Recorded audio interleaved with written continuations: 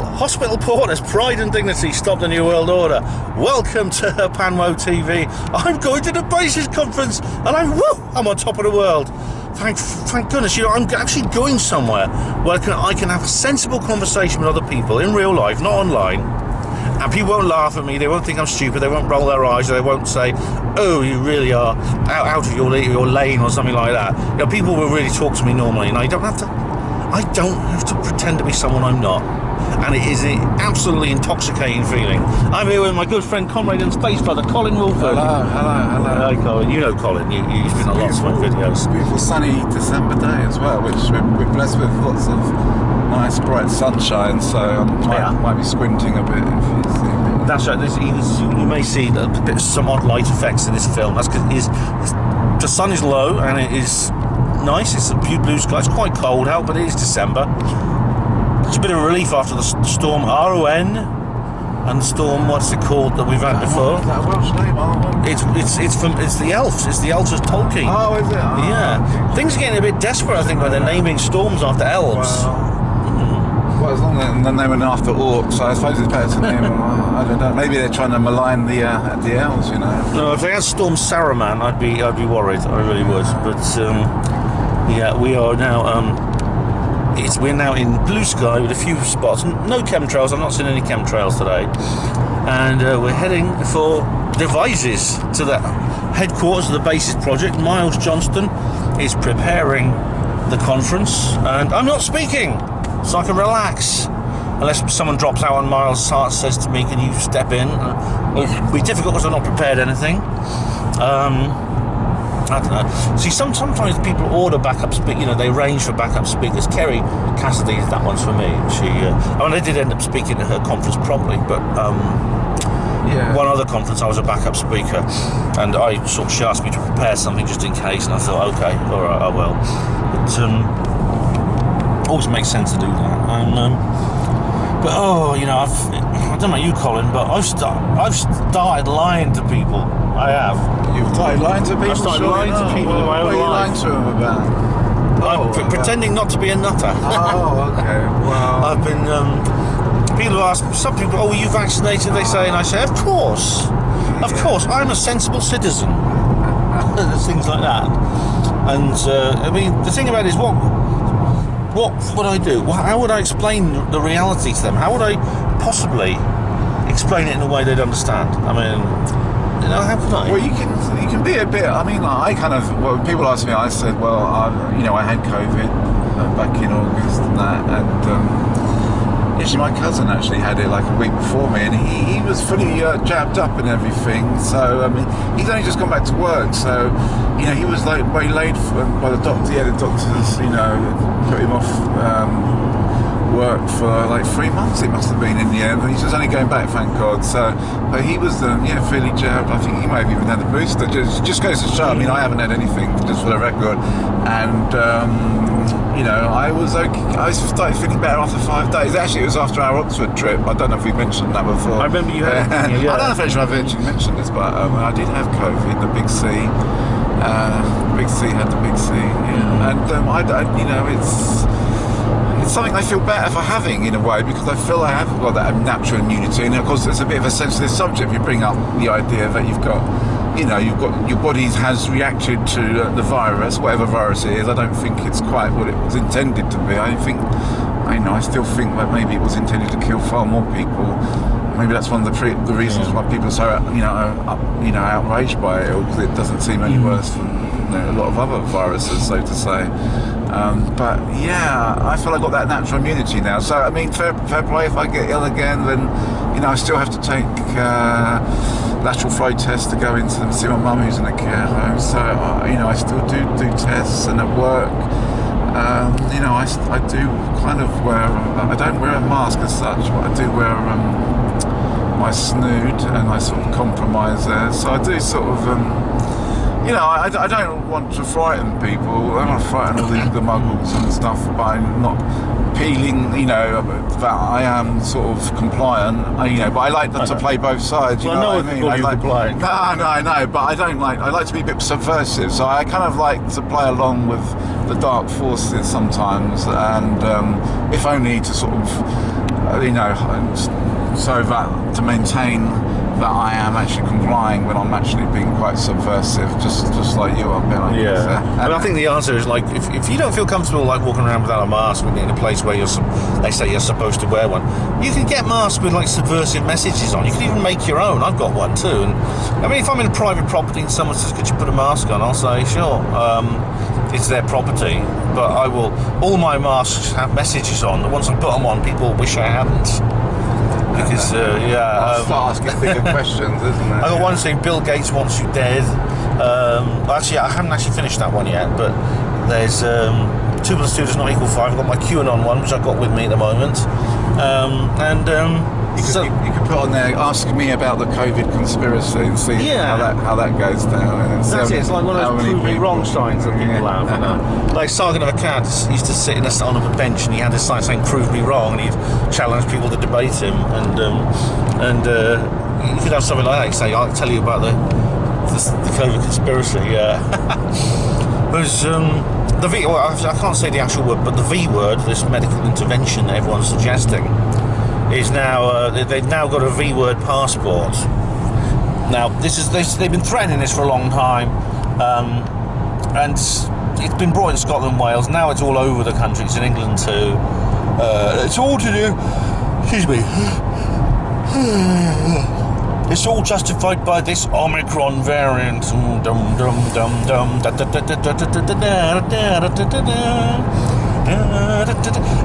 It's like the World Health Organization has actually released a report on the Omicron. I think somebody said, "Oh, you shouldn't have said that," but they say, "Oh, it's actually quite mild compared to the other strains. It produces cold-like symptoms for 48 hours, usually no more."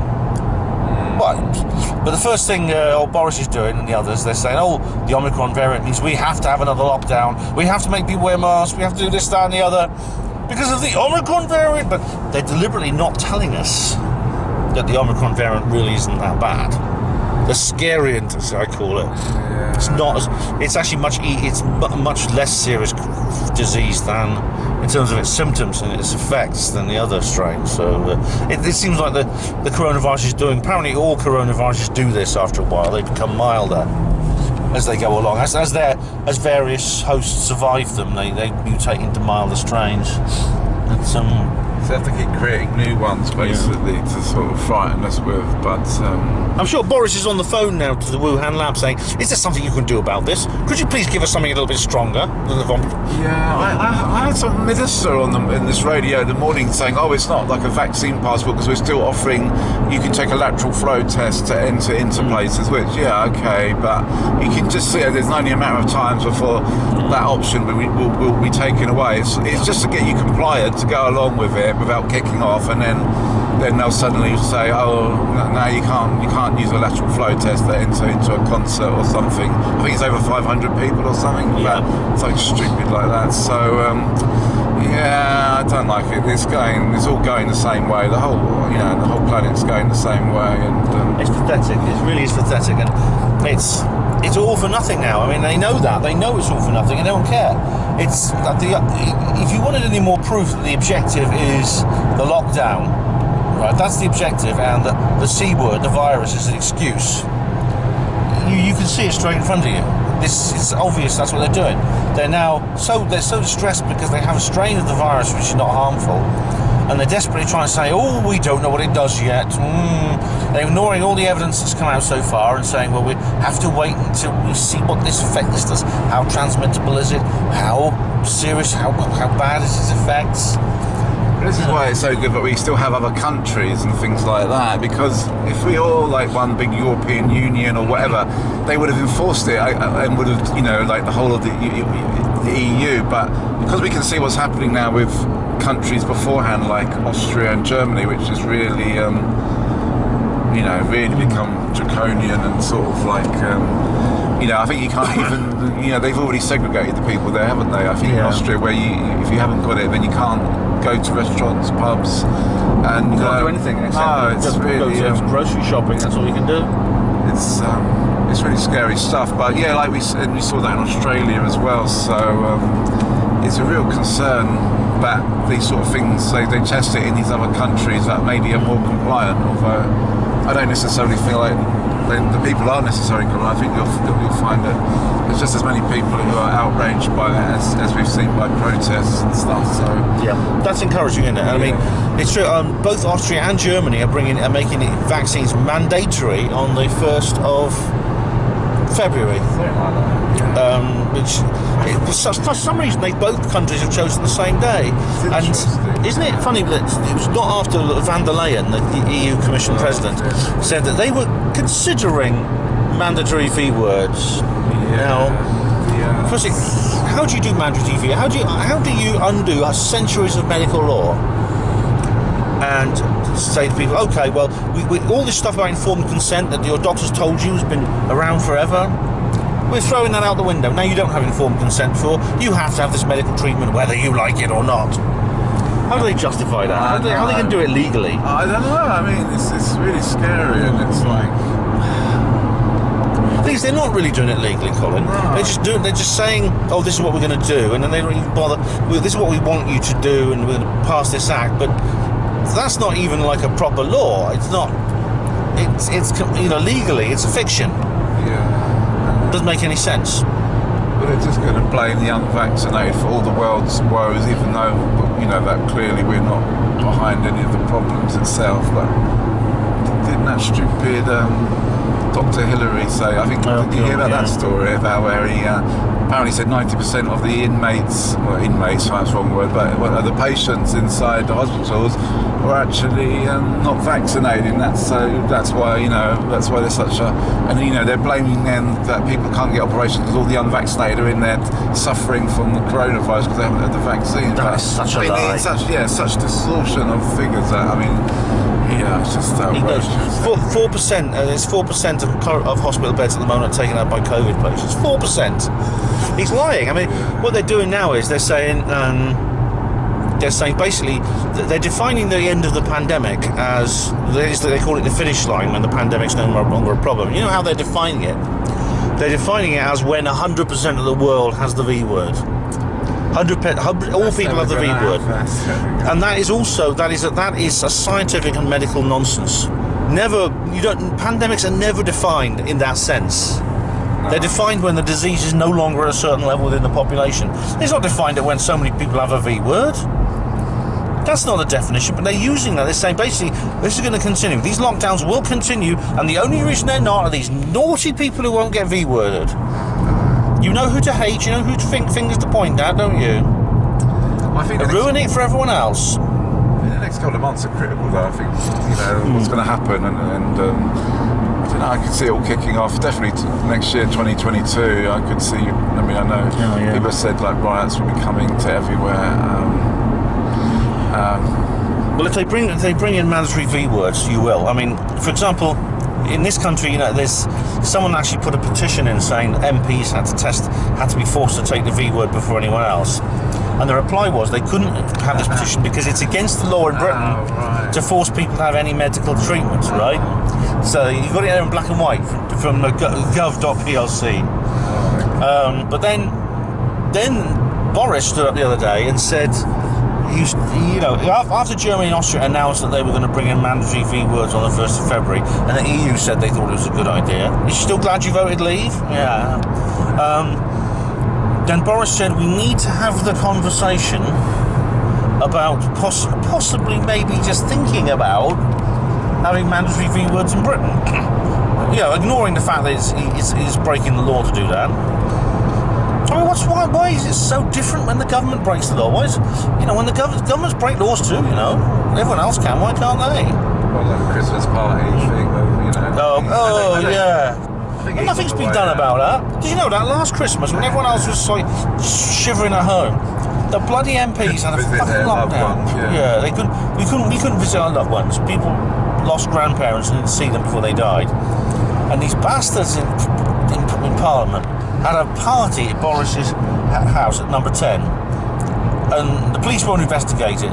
Conceded Dick, the horrible creature that runs horrible woke common purpose graduate who runs Met Police, is not going to investigate him. Yeah. Not going to investigate him. Oh dear, it's sickening. It really is. I think he says our number though, whether intentionally or the latest thing. I don't know. You know, I just feel like they have obviously have like a backup plan, like to install someone else, or I mean, if both sides are controlled anyway, it doesn't really matter, does it? Well, it's the problem, you see. I mean, the only reason, of course, he does deserve to resign, Boris. I mean, he could have. Boris was faced with a choice. And he could have been Britain's Trump. He was for a while going down that path.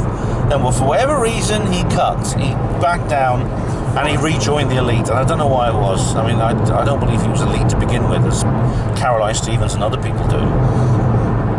But you know, he had his opportunity, and he threw it. He threw in the towel, and. Yeah, I'm sure they took him aside, and you know, like when he said that he had the virus early on last year, was it?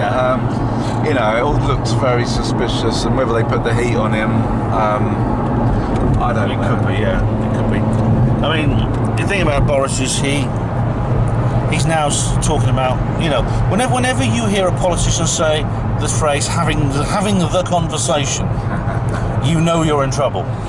That makes my skin crawl. It raises a red flag. Whenever I hear politics, we need to have the conversation. Yeah. Because that means we need to bring in something you won't like, and we're going to try and find all kinds of weird and wonderful and wicked ways of doing it. And we're going to undo medical law, and we don't care what the previous law says. We're going to bring in acts, pretend they're acts, and things like that. Well, I think the thing we can do is that if there are certain places of business where they will say they won't have unvaccinated, these are the ones that the protest should come round. Because I think it was encouraging that certain supermarkets were saying they weren't going to enforce anything like Iceland and things like that. I mean, maybe just simply because they don't have the staff. I mean, imagine every single place having someone on the door to verify whether you can actually come into their establishment. You know, whether you're just going, you just can't be done like a little corner shop. You're going to have some person on every door to say, oh, you can't come here because you haven't had the big V. You know, it's crazy. I mean, you're getting a big V off me. I'll tell you that way. A big V sign. It's, but they are. They're just. I think they're just trying to scare us now. You know. Yeah. They want to create a database, Big Brother state, and the V word is the V word is forced medication. They're going to put something in us which is going to be bad for us, make us more compliant, or make us more suitable for the New World Order. Maybe not having kids, maybe not living as long, things like that.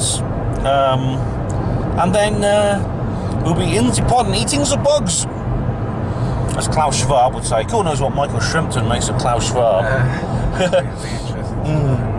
Oh yeah, but I don't know. I mean, Boris, he could have been Britain's Trump. I mean, he was Britain's Trump, and then he went back in time. He sort of like regressed and became but he became just another statesman. Who knows what leverage they had on him? I think his bumbling act has sort of worn thin as well. I think in the beginning people kind of liked that sort of, like sort of rogue sort of bumbling idiot type. But that seems like it's only sort of party piece really, and people, the serious nature of what's happening. He's not listening to the people, is he? That's right. Yeah, that's it. It's we the people. We should be listening to us. That's the thing. But I mean, he did. You see, I really had high hopes for Boris over the Brexit thing. He was so good. And he's just become just a normal, run-of-the-mill statesman now, and it's yes, he needs to resign, but the problem is, what's the point? I mean, the only people they can possibly replace him with are far worse than him. Yeah, I mean, Keir Starmer, characters. What a horrible man he is. Well, there's always someone else willing to do the bidding for, he's been groomed for the position like there has throughout our history. You'd like to think that there's some white hats who are sort of, in amongst it all, trying to sort of bring in some sort of, hope for the future for not only us and our children, really, because where's it all going to go? It's going we're heading for things like martial law and curfews and riots from the riotings and stuff. So, and that's probably what they want. I mean, they want people angry about Boris because they just want all the social disobedience, so they can just bring in more draconian rules. That's what I feel. Yeah, that's what's going to happen. I think, and maybe a few false flags, possibly. You know. Who knows? They'll keep pushing. Like, I think there was a story about the world. I heard it on the radio this morning that someone was saying that the world is going to enter war, or there's some asteroid or coming, or so there's always that in the background. Of course, all the UFO, alien invasion stuff, which is, these are other things that they got. But at the moment, this virus seems to be doing the business. But everything has its shelf life, and maybe a virus will peter away. I mean, you can't keep dragging that out, so they'll probably need some stronger stuff in the future. But that's it, yeah. It seems to me that there's going to be that the virus has been incredibly useful to them, and what's more, it's a sign of them rushing. I mean, it's odd, the Illuminati, because they were sort of plodding along at a very, very leisurely pace, and then suddenly they've sort of started sprinting. It's like, and they're rushing through almost all the kinds of things that David Icke and people like have been warning out for decades. Vaccine, V words, Big Brother Society, Papers Please, endless wars. Which is actually encouraging in some way, because that means obviously that they can see the warning signs for themselves that they're about to lose power. So it's all about control, isn't it? So I think what happened was, which was going through a junction. I think what happened was they are. I mean, it is encouraging that they are rushing ahead. All right, we're just going to go through this junction. Sorry, Colin's got to concentrate for a minute. But I mean, from what I can see, it is a kind of encouraging thing that they're so desperate, and they have been since 2016. They have been since 2016, and it's. I'm just fiddling with my phone a minute. 2016, and I've said this before, I really think 2016 was the cause of all this. The Brexit-Trump phenomenon, and why I've already started using the term Trump rebellion, which is what it was, absolutely scared the shit out of these people. It really did. And Brexit and Trump was something they not only didn't want to happen, they thought it wouldn't, they thought it couldn't. They thought it'd be very, very easy to get away with engineering it so that those two things couldn't happen. And what you know, despite all their best efforts, they did happen. And they were in a situation where they completely lost control for about 6 months. They literally lost control of every political institution and structure in the world. And they managed to claw back some of that power, but they're now really, really pushing and rushing and panicking, feverishly dashing to put in infrastructures that will make sure that something like 2016 can never happen again. The problem is, it did happen. If it happened once, it can happen again. This is why Biden's he doesn't know what time of day it is, but Pelosi and Harris and Warren, all these other horrible people in the States, they're wandering around looking. Are they really the most popular people in American politics in history? No, it's just, you think? I mean, it's just the arrogance, isn't it? Yeah. Don't you think they'd be a bit more confident if that was the case? They're surrounded by the National Guard, who may be the only troops that are still loyal to them, and they're sort of looking over their shoulder wherever they go. Are we going to be arrested tonight, Nancy? Are they going to come for us now? It's like that. It's like so maybe we should take heart from this. I mean, every single move they make seems to backfire against them really badly. And if it comes to February, just the stat nav. If it comes to that on February the 1st, I mean, are they really going to be able to enforce forced V words against all previous constitutional law, against all medical ethics, and with people within Germany, there's 32% of people in Germany have had no V words at all. it's only 11% in Britain have had no V words at all, according to the statistics. I thought it was more than that actually. It's gone up a little bit, but half of half of those. I mean, there's up to 20% of people who've had two. So more than twice that have only had one. Have only had one V word. They haven't had the double jab, and let alone people who've had boosters. In 100 yards at the roundabout, take the third exit onto A340. Yeah, we're making progress here, guys. I missed the At new the roundabout, take the third exit. So this is why I made that video. I made a video called "Is QAnon Real?" Oh no, sorry. Why QAnon is real? I didn't even ask the question. Why QAnon is real? And I think it is. I mean, despite a lot of people saying it was all a big farce, and when Biden won, quote unquote, we said, well, let's what was the phrase they used? It's time to put it to bed, Colin. It's time to put QAnon to bed. That was the phrase they always used, wasn't it? It's time to put it to bed. Did you see the? I haven't seen it myself, but on Channel 4 a few days ago, apparently there was a documentary about QAnon, the conspiracy. I've not seen that. I'd like to see that. I'm going to try and watch it on the catch-up, the Channel 4 catch-up, whatever. I was very sad to see that the Q shaman has been jailed. Jacob Shansley, he's been jailed. He's got 41 months. Mind you, he's already got time served. He's done so much on remand.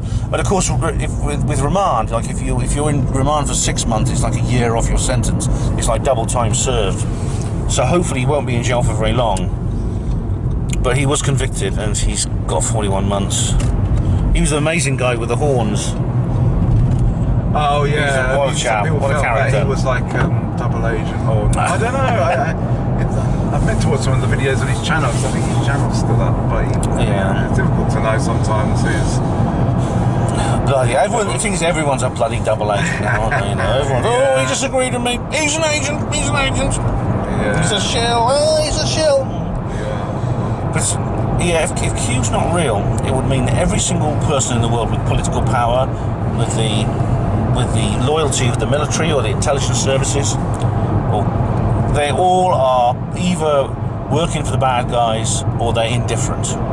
Let's put your feet up and let the world get destroyed. Yeah, I've got my place in my bunker, that's all that matters to me. I mean, that to me is unrealistic in the extreme.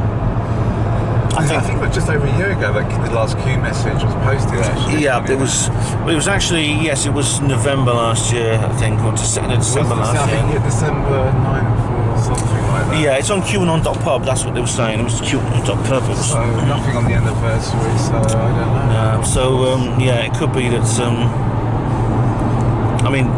it could be that maybe Q's just been, they're not posting anymore because they don't need to. I mean, there are lots of fake Q posts out there. There's always been like copycat ones. Yeah, the Telegram is full of it. I mean, I'm kind of on Telegram, but there's so much people who are like, I don't know, like, you know, it's very hard to find out real.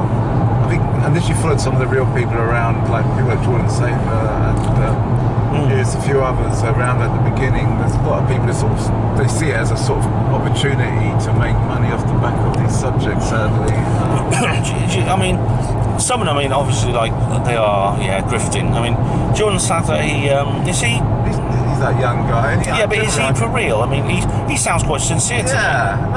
He is. Yeah, that's what I'm saying. Same with Simon Parkes. Simon Parkes is the same. Well, this is the debate. I mean, I think Jordan actually doesn't like Simon Parkes. Actually hates the Charlie Ward, but because he sees them as being, because I think Simon did claim that he had an interview where he had a talk with someone from the Q group, which again, I kind of agree that's a bit of an arrogant thing to say because but Jordan often likes a bit of drama, doesn't he? He often to be fair, he gets attacked a lot as well, but he does get rid of a lot.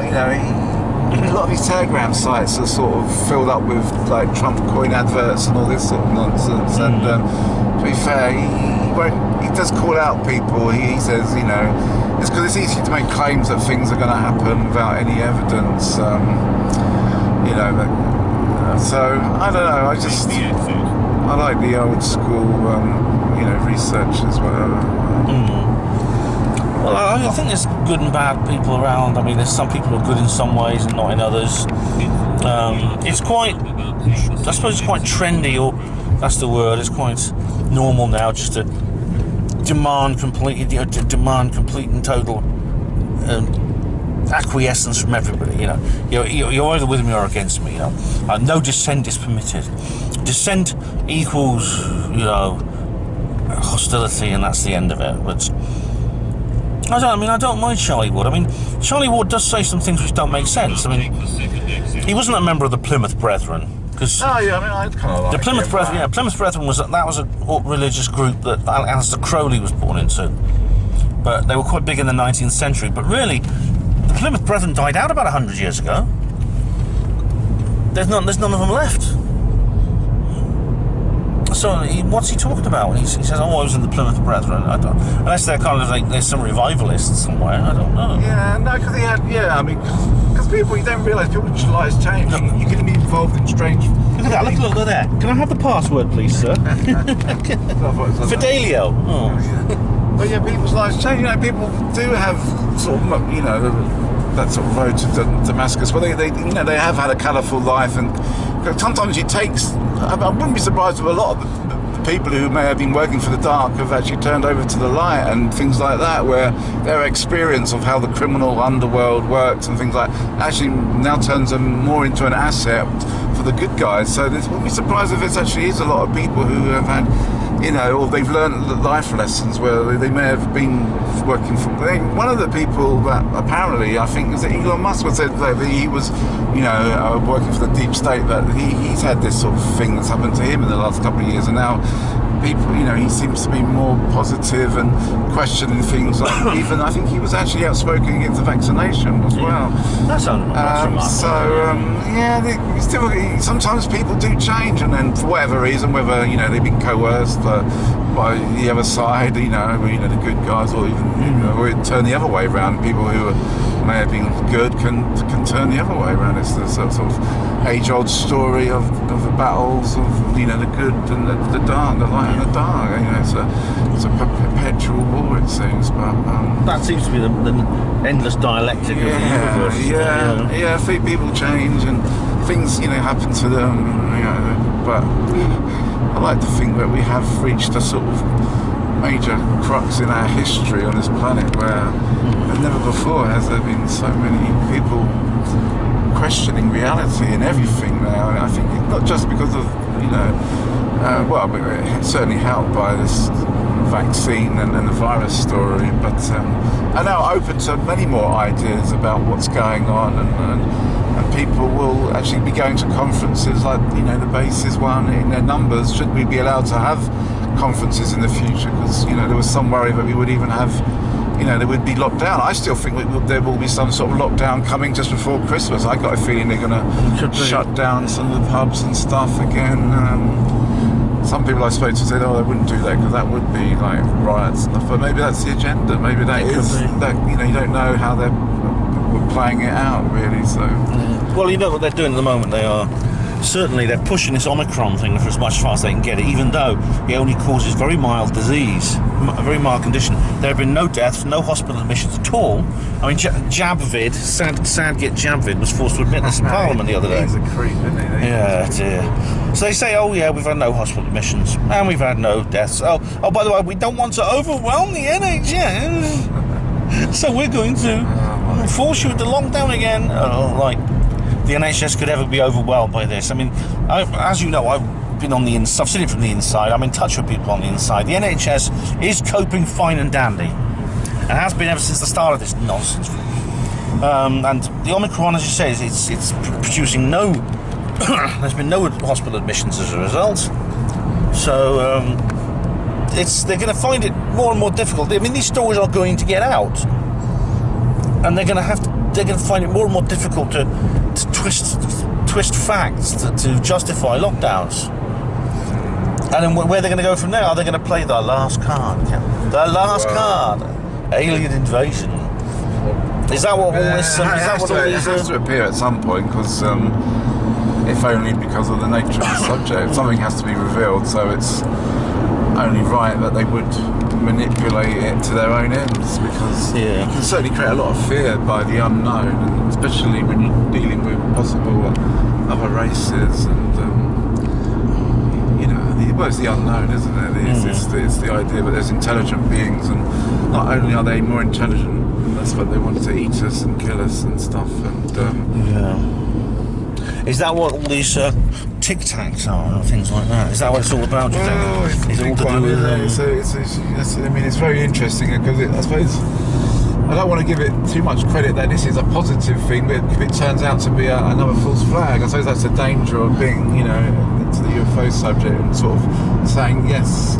I don't want to go the other way either and say, well, it's all totally controlled. So you have to kind of sit on the fence and say it's a good thing for the subject because it raises awareness of people like us who study the subject and speak about it, because we never had that opportunity to get across to so many people. But it's a bit of a poison sword, you could say, because it could lead into further their agendas, and but that's something that I'm sure we're prepared to fight our corner when the moment comes. And as long as we have a say. The worst thing would be if ufologists, and I'm sure there are some controlled people in the subject, but as long as we get to have our say, and if they don't shut down freedom of speech in regards to it, then and the facts can be real, because there's a lot of facts that have come out over the last 100 years of studying this subject that people need to hear about, and not scare stories about things. Not to say there aren't, I've said this before, scary aliens and people abductions and mutilations, because clearly there is a reality.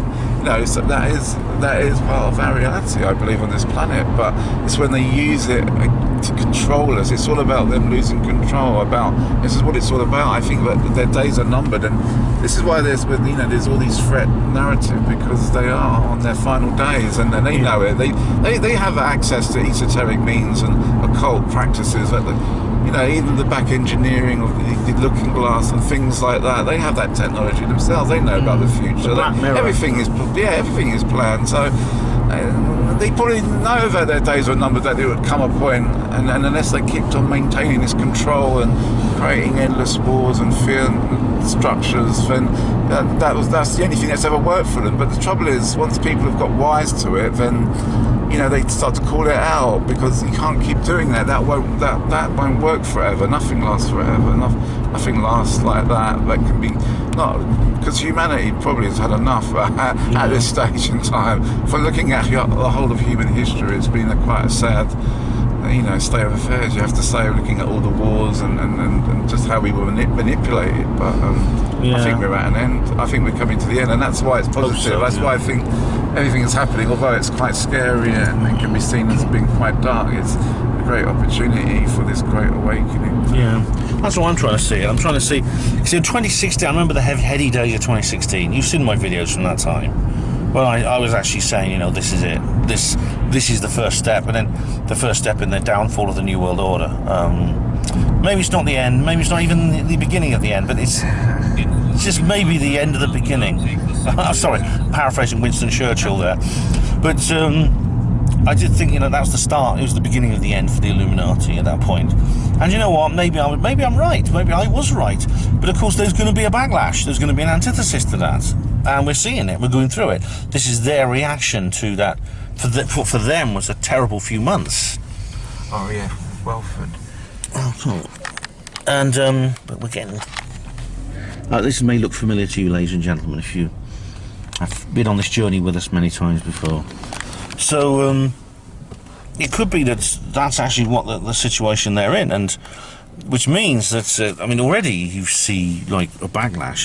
The fact that there's so much resistance. There's opinion polls again and again and again show people really rejecting everything within this framework of fear, this threat framework. As for the UFOs, I suppose I'm like you. It's a narrow, very precarious path we've got to tread between the two dilemmas. It is a dilemma rather between the two extremes, because we can descend into complete Hawleyan paranoia. I got a feeling that Richard actually the decision that Luis Elizondo was a shill. I suspect that Richard made that decision probably 5 seconds after first hearing his name. It's almost like it's almost instinctive for him. Oh, we're back in Hungerford. Well, I went with another blonde, if you remember, from that video. But the thing is, we've got to be on our guard against the fact they might try and engineer a fake alien invasion. It could be the threat narrative is all a part of that. On the other hand, you think you said it yourself. It's kind of, this is an opportunity we can't afford to miss. If it turns out this is a real breakdown in the truth embargo. Yeah, it's definitely gonna.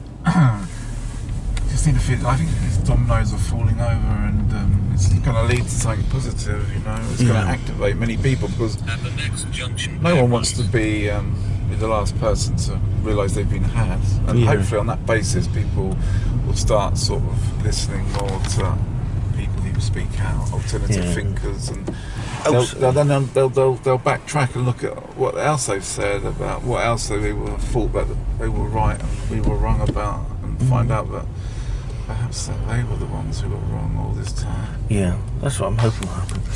What's it? UFO Jesus says, you know, he says, just imagine with big long hair and a beard. He says, "The house of cards is falling, baby." Yeah, he's quite a character, that one. I like that guy. He's an entertainer. I'd like to meet him actually. I think it'd be a good laugh. Yeah, we get on really well, wouldn't we? Take a few ciders with him. Oh, we're not. We really get on well with him. Yeah. But we've got. But the thing is, it could be, as Richard Dolan says, that we shouldn't read too much into this threat narrative that they've been talking about. It's inevitable that this is, from a military strategic point of view, you have to regard these things as a threat. Now, threat doesn't, in military parlance, in the parlance of military strategy, a threat is not something you just shoot at, boom, boom, boom, boom. A threat is something you don't know what it is, and it could cause you trouble. That's all it means. No more than that. And so, by that definition, UFOs are threats. We don't know what they are, we don't know where they come from, we know that they have abilities far beyond any of our aircraft. We know they can penetrate our most secure nuclear locations. I myself have taken a photo of a UFO above a nuclear facility. Excuse me. You might have seen my video about that.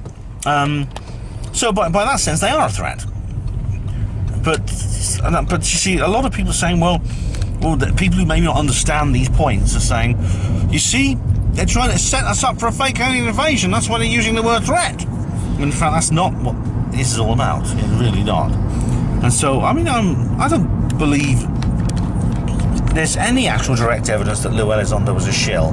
We know he was an intelligence officer. We know that he worked on this ATIP.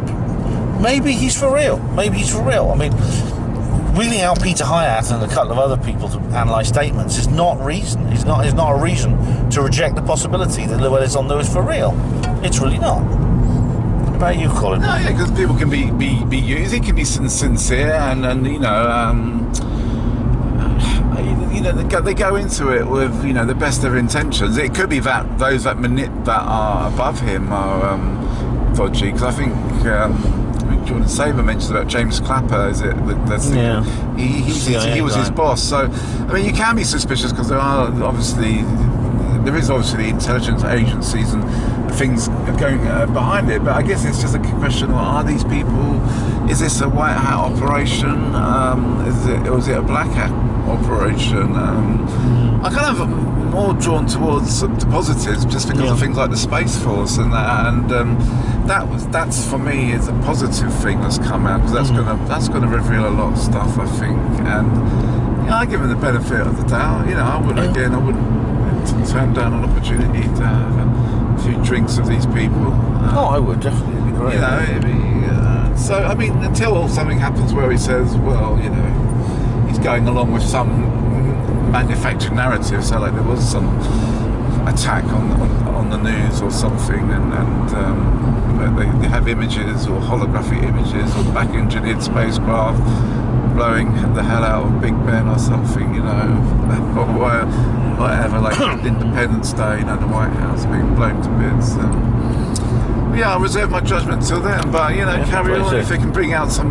I like to see a lot more of his footage. I don't know where. I mean, that's the frustrating thing. We know that they've got these crash saucers and vehicles and bodies. So why can't we? It's all very well having footage of the tic tac and that, and interesting and as it is, but we know that they've got all the best. They've got crystal clear footage of UFOs going back, I've no doubt, to the 30s even. So sadly, at the moment, we're not in a position to see this footage but maybe this is just what the first domino is in all this coming out. So I don't have a problem with that. Everyone needs, you just can't jump in at the you can't jump in at the deep end, because it's going to be too much for people. But if you just gently acclimatise people to the knowledge that something's there, and then maybe a year later have something else, and then better quality footage, then I think that's maybe how it's going to work. Maybe that's the purpose of it. Yeah, that's the purpose of it, I think. And so this is the little event I am going to with Colin. It's the Bases 2021, Bouverie Hall, Pewsey. Sounds familiar. Saturday, December the 11th, and there's a social at the Royal Oak Pub. That's nice. Oh, you've got to have the social, haven't you? This is the annual Christmas lectures, yeah, and a chill out and meet up. Oh yeah, at the Royal Oak Pub. That's the best bit, isn't it? And the lectures are just, they're sort of secondary, isn't it? Continuing where we left off in the summer, Bases at the Barge. 4 exciting speakers. Oh, there's more than that since this was made. Yes, indeed, we have like a whole load of other speakers now. It's really, really good. We have Sandy Adams, who's going to give us a lecture on Agenda 21. I think everyone needs to know about that because it's really scary. And Dot Street, lovely little Dot Street, who is a really sweet lady. And she's one of the, I think, most important figures in the story of the Rendlesham Forest incident, and therefore the history of ufology. Harry Challenger, yeah, talking about reptilians. That'd be good. Karen Dodd, the Freedom Network, yeah, that should be good. We all need a bit of freedom here, and Karen has actually organised some really good freedom events. Julie Phelps, Secret Space Program update. That'll be good. Julie was a really good speaker at previous events. Celestial Paladin and St. Nicholas. Interesting names. And that's what they have to say, I'm sure, will be very, very interesting. Hugh Newman, you may have seen him on Ancient Aliens. He's here talking about megaliths and ancient mysteries. And Mark Devlin, Musical Truth. He's got his new book out, and he's on the lecture circuit to promote it. Always an interesting chap. He's been on this show a couple of times. He's on this video, share, platform, channel. And he's always a very interesting guy. Former DJ, and he still does DJ work, and researches the conspiracy world. So yeah, some really good speakers coming up. I'm looking forward to this enormously, and I'm looking forward so much to getting together with my friends to meet them, meet the speakers, meet the other delegates, and talk about them. Yeah, let's go. I'm passing Silbury Hill. Glorious sunshine. Yeah, glorious sunshine, as you can see. And yeah, it's always a good sign when you see that road. We had some idiot overtake us, almost went into a head-on collision with the car. That's what you get, Friday drivers, ladies and gents.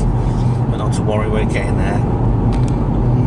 I know a lot of people now climbed up it. It's not supposed to, but I know people who have.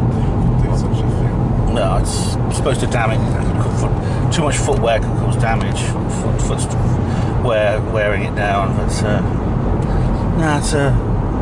I know people have taken their shoes off to go up it. We're in Wiltshire now, ladies and gents. And here's the Vale of... Which Vale is this? It's the Vale of Pewsey. Beautiful, isn't it? This is where, if you've ever watched Richard Hoagland, this is where the Mars mirror is. This is where everything you see around you corresponds to a place on Mars. Amazing. Apart from the face. The famous face is not there, but everything else is.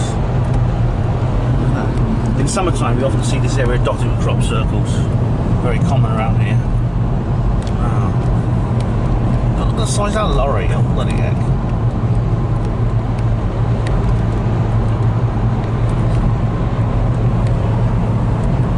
Here we are, ladies and gents. There is the famous duck pond.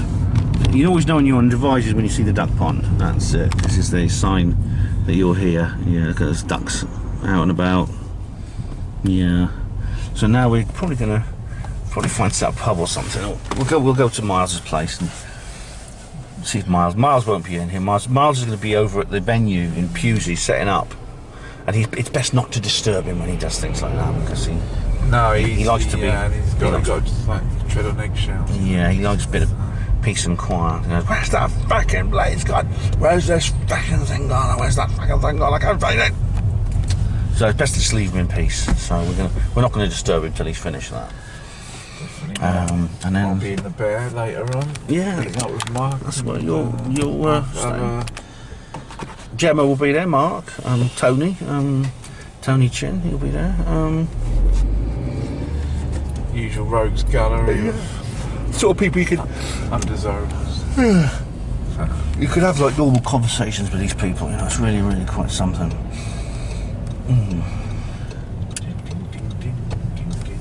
Yeah, it'd be nice to see. Can't wait to see them all. I really can't. Yeah, where we go, one we go all united. Yeah, I am wearing this because I have to go and buy something because I've got to drink something. I'm really thirsty. I've not really had a proper drink since. But we're gonna go. We popped into the Basis Project headquarters, and I dropped off my luggage. I'm on the executive settee again. Could have been worse. It's usually the wood pile. And Miles has requested help. Now, you know, stands back in amazement. It doesn't often happen. He's actually requested help. He wants us to go over and help him put some chairs and tables out, but all the more complicated stuff we don't dare touch. You move one little wire and he goes nuts. So Colin and I are going to go out and we're going to do the simple stuff, put up chairs and tables at the venue and take that off his burden, as they say. His yoke is easy and his burden is light when he's got friends like us. Anyway, guys, I'm going to go into a petrol station and scare a few people. Hopefully, they'll ask me what this is, and I'll have a chance to tell them, which is why I wear it. I would never wear any mask that didn't have some kind of message on like this. If they want me to, I say in a private property. If I'm in a private property, I'll do this, but only if I can wear a mask like this. So, I've got to get a drink now. I'm pretty thirsty. So, see you shortly, everyone. Well, I'm here in this little storeroom here with this little trolley. I've been stacking the chairs. What that must be. We're here in Pewsey. I'm here with Pewsey with Colin. And we've come to this place and we've been setting up the chairs. And I think we've got enough now. We've got 57 chairs. We've got one more stack. I don't know. We've got a stack now. I think we'll be alright for now. I don't know. We'll see how it goes. But actually, I'll show you this place. Because the moment I walked in here, I thought I've been here before. Past life. I thought I did wonder that for a moment.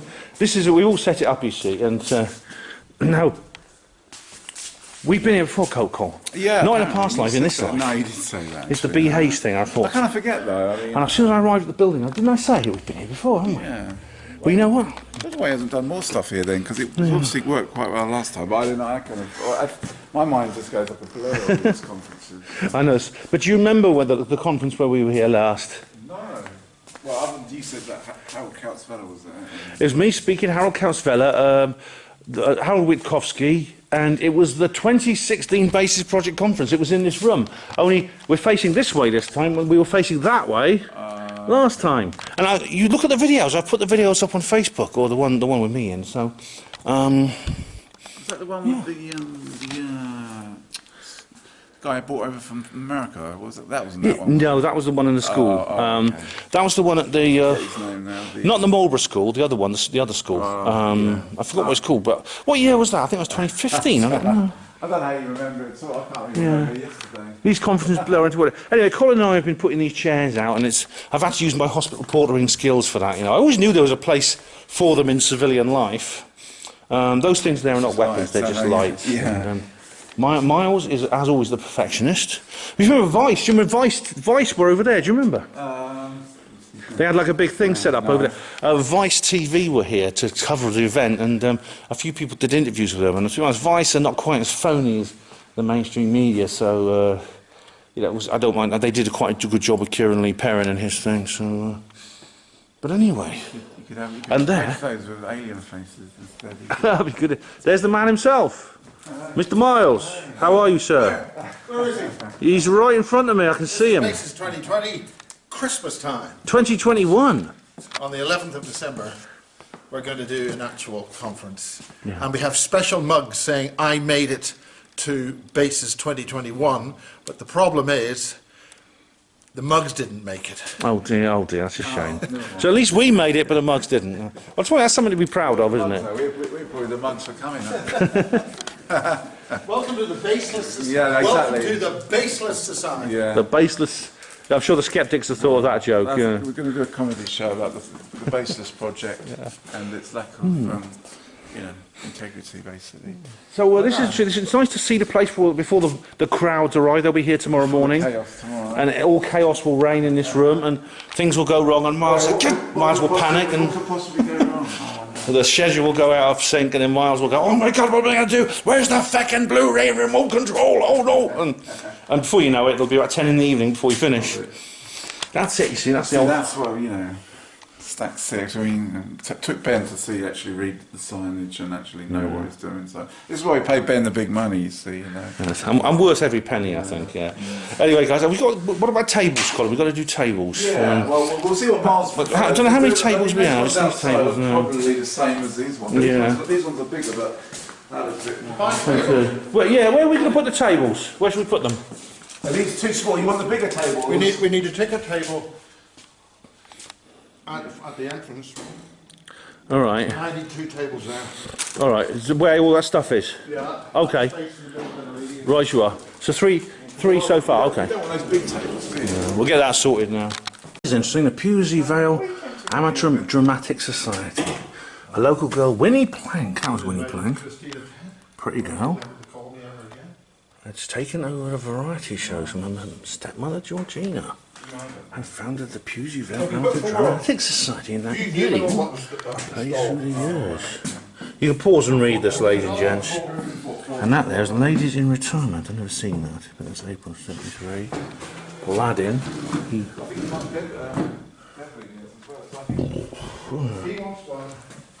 Cinderella there. Pause and read. What's her name? Kathy.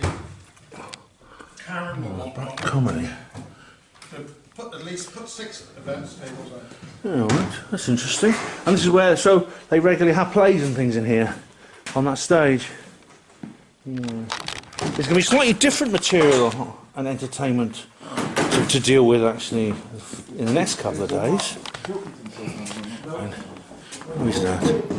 Mrs. Sylvia Palmer. That was the original Bouverie Hall. There's the guy who's in the reptile house now. Someone, I think that's the young reptilian. A short table. And that is the building we're in now.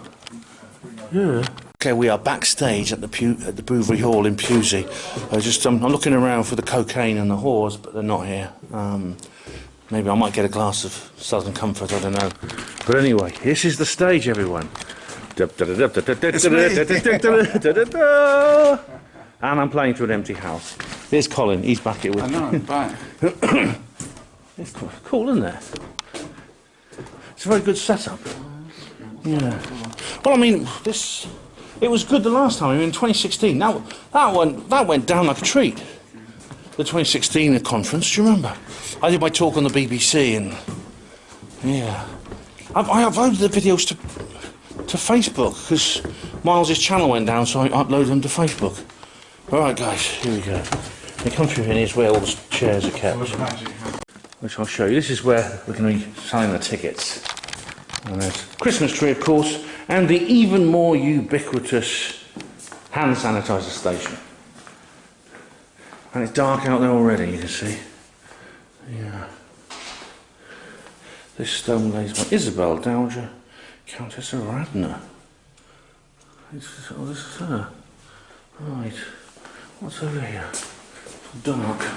Oh, light came one. There's the bogs. There's old photos along here. I think these are old pictures of Pewsey from the old days. It is that old kind of place. Marketplace Pewsey. That's way old, that is. It's probably early 20th century. Just by those cars and that lorry. I love these old pictures. It's unbelievable. Photos donated by Richard Giles. It just gives me hope actually to see these old things, especially when you see they're still there now. Bicycle clubs. Oh, I love these things, look. Marketplace and King's Alfred statue. Oh, lovely. Lovely. I'll go and see if I can find these places for real now. I bet you they haven't changed much in all those years. Look at that sky, ladies and gentlemen. It's a beautiful sunset. There's a crescent moon, and you can see the big blue clouds on the horizon. The sky's clear. There's no clouds. Apart from there's no chemtrails. It's just natural clouds. No clouds near the zenith, and it's. I know you can't capture the feeling of being in a place on film. However, I just hope this gives you an idea of what it's like to be here at this lovely location, this sacred land of Wiltshire, on this lovely winter's night, 2021. Looking forward to a fantastic conference tomorrow. We're on our way to see our friends Gemma, Tony and Mark. Looking forward to a really, really good conference tomorrow, I really am. Yeah. Colin, Hello. What's news with the alien autopsy? Alien autopsy, no real news at this moment in time, because I was waiting to read the Magic Man's book about the alien autopsy, how he supposedly hoaxed it. Oh right. And, it's not. I think it has come out. I think it's been out since November, to be fair. So it's now. Curious to read it. Well, the thing was, I mean, it's a ridiculous price. I mean, even if you're into your subject, well, why would you pay like £95 for a book? And even then, the softback version is supposed to be available on Amazon, but it's not yet. So I think that's going to be about it's going to be about 50 quid. So it's not exactly cheap, is it? I mean, I don't think I've ever paid 50 quid for.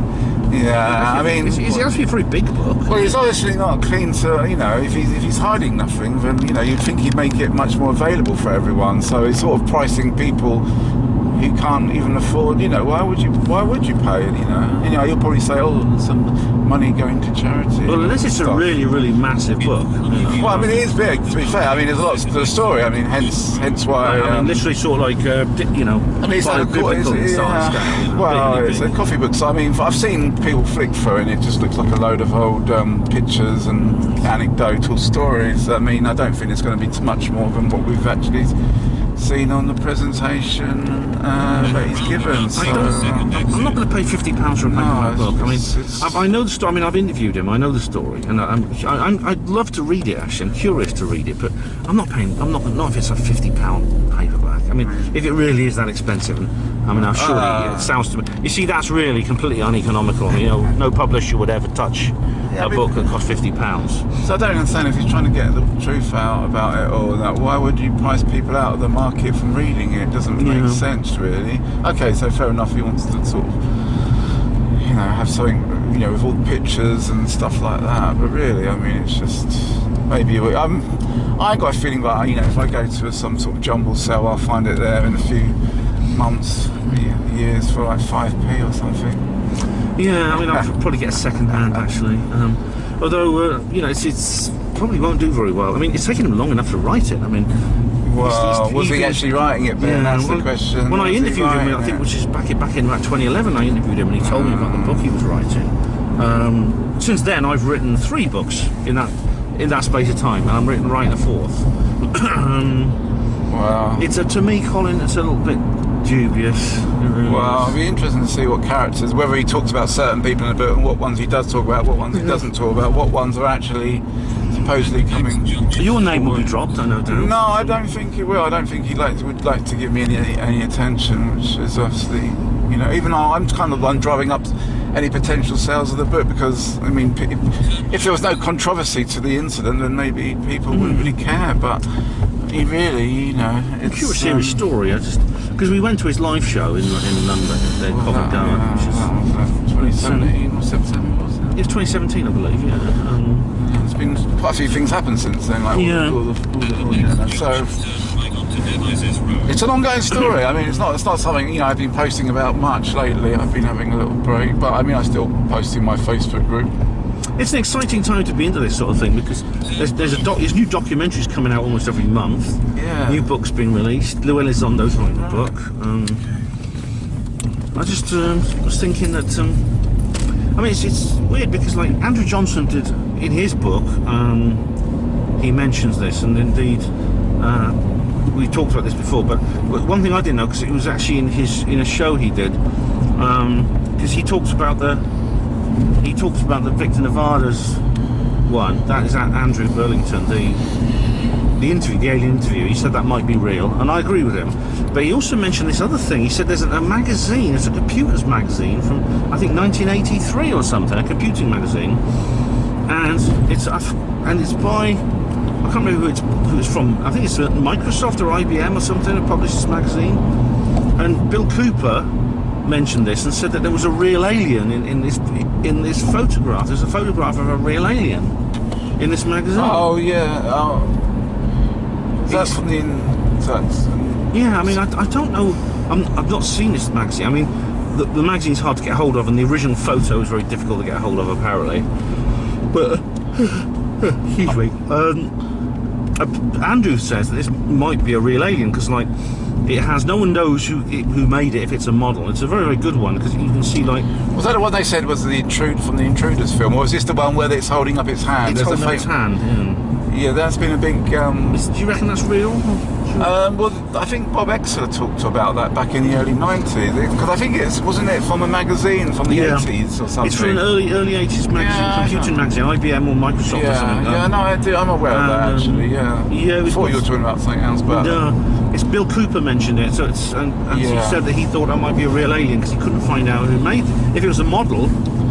They've enhanced that image. There are some images available where it looks very interesting. You can see moisture in its eyeball. I think I've actually... It's got, like, down on its neck, which humans have, as well. Very, very thin hair on their skin. Now, that would be very, very difficult to fake. If it's bright, for example, if it's a bronze statue, you couldn't produce that effect. It's metal. So this is not metallic. It's got, like, moisture in the eyeball. And Andrew thinks it might be a real alien. Wow. I don't know, what do you reckon? No, I think there's something to it. Yeah, I'm open to the idea that they were dropping something back then, possibly. It's difficult to say, isn't it, without having witnessed such a creature yourself and then comparing it, I suppose. I mean, that would be the real test if you actually saw one in real life. So we can only go by... It's either obviously made by a science fiction, a special effects artist or whatever. It's the same with all these other stories, really. It's like the alien autopsy, the alien interview, and all the other things. You can argue a lot about these cases. When we were filming earlier, did I mention the entrance to S4? Did I mention that when we were filming earlier? I don't think so. We were talking about it though, weren't we? That Andrew has discovered he's discovered what he believes might be the entrance to S4, and I'll say more about this in my upcoming UFO disclosure video. But this is like oh, you can hardly see me. I'll keep the camera on Colin because you can see him then. I'll show you the front anyway. This is Andrew's discovered what he thinks is the entrance to S4, because as you know, the Papoose Lake is famous because it apparently has no features on it, so there's no sign of any underground base there. This is why the skeptics always said Bob Lazar made the story up, because there's nothing there. I mean, even according to Richard Sauder, there's no doorways, there's no car park, there's no ventilation shafts or anything like that. There's no sign that there's anything at Groom Lake, at Papoose Lake. Yet Andrew's discovered a strange depression near the lake shore with a tree, just a single solitary tree, as if someone's planted it there to cover something up, maybe a satellite going over to cover something from a satellite, and maybe a fake tree even. It's just sitting there, the only tree for miles around, and leading from it is a road, and this road goes across the salt flat, and you see rows of stones like a marker. Excuse me. And it goes all the way through the Groom Hills, and over the hills to the Tickaboo, the other side of the Tickaboo Valley where Area 51 is, and it eventually joins this big north-south road leading from Area 51 down to the rest of the Nellis Air Force Range, and it's a single-track road, just like a track really, on which just one vehicle could go one way, one the other, but it leads all the way to this spot on Papoose Lake, which Andrew thinks might be the entrance, and it could be, Colin. It could be. I don't know. It's interesting. I know what mysteries out there. Yeah. It's getting darker. There's a light over there, but I think that's probably Venus or another star. There's another star up near the moon. It's the light over that part of the sky. Oh, it's nice. It's a truly lovely evening. It really is. Well, we say goodbye to 2021. Yeah, we're nearly at the end of 2021 now. I think it was actually worse year in 2020. I don't know about that year then. But yeah, well, great year. it's been a bit. It's been. Yeah. I think actually next year, I think It's been a bit different, hasn't it? I think 2022 is going to be the year for all light workers. I think we've got to get some payback next year. I hope so, because 222. yeah, 2022, and it's the 3-2s, and also 2021 has been worse in a way because the lockdown's dragged on. We've had more lies from the politicians. They've been sort of bringing us in and out. They had this in and out thing with the lockdown. It's all been very frustrating, and I think 2020 you always get the feeling that it would be over. It seemed like a one-off. By 2021 you realise they want to drag this on as long as they can. They want to keep this going indefinitely if possible. But 2022 hopefully will be a better year. A lot of the new ufology people are saying 2023 will be the year of disclosure. People like Ryan Sprague and the Young Guns and that are saying look for 2023 as the year of disclosure. Bryce Zabel said this the other day as well. He thinks that 2022 is the year when everything from 2017 will bear fruit, and in 2023 there will be disclosure. Could be something to that, but yeah. It could be. There's definitely some karmic payback hopefully next year, because we've certainly been through enough bullshit the last 2 years. Oh well, inevitably, whenever there's a thesis, there has to be an antithesis. There has to be an antithesis to what has happened, what has been done to us, and I can't wait for it. It's a historical inevitability. It is karmic, yeah, but it's also, you see it everywhere in history, and it fits that pattern perfectly. Everyone thinks they can defy these rules. All the bad guys always think, well, they'll be different for us. We can create a working despotism, and this one will function where others fail, but ours won't. And they just do the same thing that every other despot does, and they lose. Gandhi said that. Think of it, every time they lose. Yeah. And so the natural arc towards justice, which Gandhi talked about, I hope is good hard ground. I mean, all we can do is do what we can, do our best, and hope for the best. I think that's all we can do. Every dog has its day. Yeah, that's it. And I'll leave you to show you another bit of sky there. Then Colin and I are going to head off and meet up with our friends for having a few beers and talking about weird stuff. And that's what I come here for. This is what I come for these conferences for. I mean, old Miles goes on. Miles is always saying, I'm not going to put the recordings online because then people will just watch the recordings and they won't bother coming to the conference. And I says, Miles, people don't come to the conference to watch the speakers. The speakers are just the excuse for us to get together. So I don't think in that case understands really what the attraction of his own conferences. But well, you'll see for yourself tomorrow. I bet you there'll be loads of people. I mean, especially in this sort of into lockdown period, people want to get out and about. So I've got big hopes for tomorrow, and I'm looking forward to seeing my friends. So we're going to head there now. Hello, everyone. I'm in the Bear, and I'm with my friends Tony. Hello, and Colin. And Gemma. Hi. How you doing, guys? You all right? Yeah, and Mark's here too. Yeah. Hello. Hi, Mark. All right. You can hear him. You can't see him. Yeah. And we're just relaxing, having a couple of drinks, and later on we're going to go and have a meal. And it's just lovely to have conversation with people who don't think I'm crazy and stuff like that. It's such a breath of fresh air. Crazy. Well, no, at least comparatively, To be honest.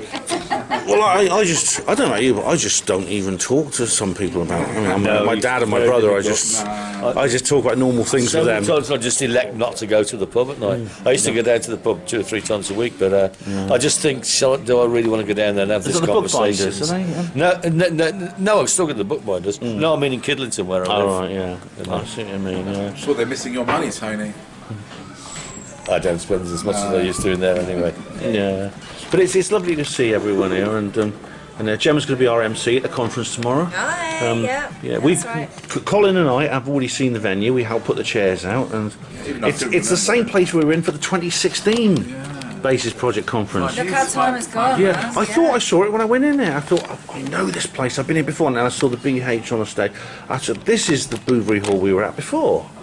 And going back all those years, 5 years ago, but goodness, it was a great conference. It was a great conference at Miles did. This is going to be a great conference as well, yeah. though. Look how much has changed in the last 5 years. Exactly, yes, exactly. Yeah, and I'm really looking forward Hopefully to it'll it. be good. Hopefully get some people who've just like not got tickets and turn up at the door. So if you're in the Pusey area, Devizes area, Wiltshire area, hey, you could be a million, you could be 100 miles away. It's no excuse. Get down here. Unfortunately, by the time people watch this, Yeah, I know. the Oh, conference will be over. That's true. Well, if they have, you know, as Miles Austin says, you know, if you don't know about it, it's not, you know, you're not meant to be here. You know. But as you can see, we've got some drinks on the table, and it's just this is perfection, this, isn't it? Yeah. Tony's got a bit of the DTs, but he's still Chocolate porter. nice. But this is what it's all about, really. It's not about the speakers are just the excuse for us to get together. So we're looking forward to a really good conference tomorrow. I've got my Dreaming Saucers T-shirt on there ready. So it's paradise, ladies and gentlemen. It really is. See this one I've got underneath? Ladies and gentlemen, that is the Christmas tree in Devizes in the Market Square. It's very nice indeed. Hope you like that. Well, we're in Witherspoons with all my friends here. There's Dave, and there's Tony, and there's Colin. There's another bloke you're not allowed to see. But we've just had ourselves a really, really good night. We've had a curry, and we're now at a load of drinks here. Right, you've got a Witherspoon. You heard about what they're doing? Double Scotch, $1.98. First time they're getting rid of Really cheap. And I tell you what, this is what workers' cooperation does, man. This is what being a part of a independently owned cartel does. Think how cheap everything is. And do you know what? They've been really resistant, Witherspoons, to the whole Big Brothers thing. I mean, can you really imagine they'll ever have a guy on that door there, standing there, demanding to check your ID before you come in, to check whether you've had your V words and your bloody C words and your lateral flow tests and stuff like that. I really don't think Witherspoon would ever do that. Oh, hello, ladies and gentlemen. It's now just after midnight, and I am here in the Basis Project studio, a place I'm sure you'll remember, and I am sleeping on the executive settee. So I'm sure I'll be very comfortable there. I'll see you guys in the morning for the conference, which is going to begin. Morning, I'm here. There's the podium there, which Miles hasn't taken the podium with him, so I don't know if that's a mistake or what, I don't know. But I'm awake. I really didn't have a very good night's sleep. I had insomnia again. Happens to me every so often. It's not caused by anything. It's not because I was sleeping on a settee. I was perfectly comfortable on that settee. It's something that afflicts me every so often. Usually about once a week. It went away for a few months, but now it's come back. So I didn't sleep for about 1 a.m. to about 5 a.m. So definitely today I think I'm going to be the hey Jane. I heard you sleeping this morning. Oh right, was I snoring? Very much. Oh dear, oh blimey, oh dear. So I'll be certainly choosing a seat at the back of the room, I think, for this conference. Colin's just on his way over, so I have to get ready. Well, it's a slightly more rainy and dismal Saturday morning here in Wiltshire.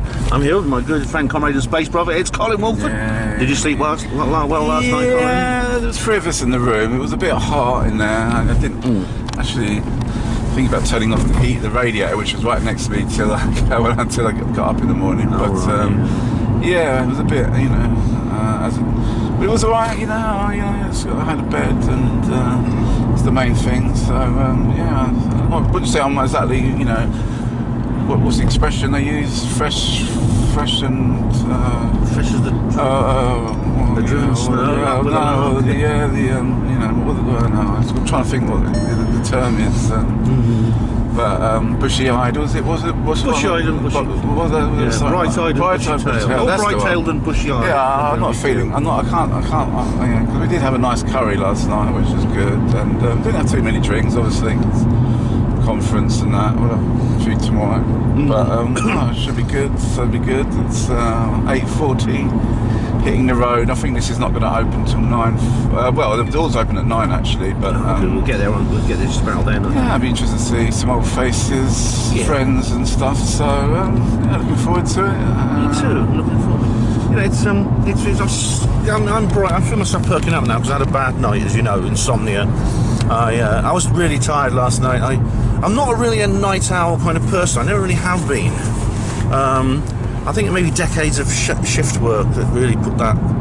It made me for me, it made me sort of cherish sleep. I'm like George Orwell, you know, in his Down and Out book. He said sleep became a debauch.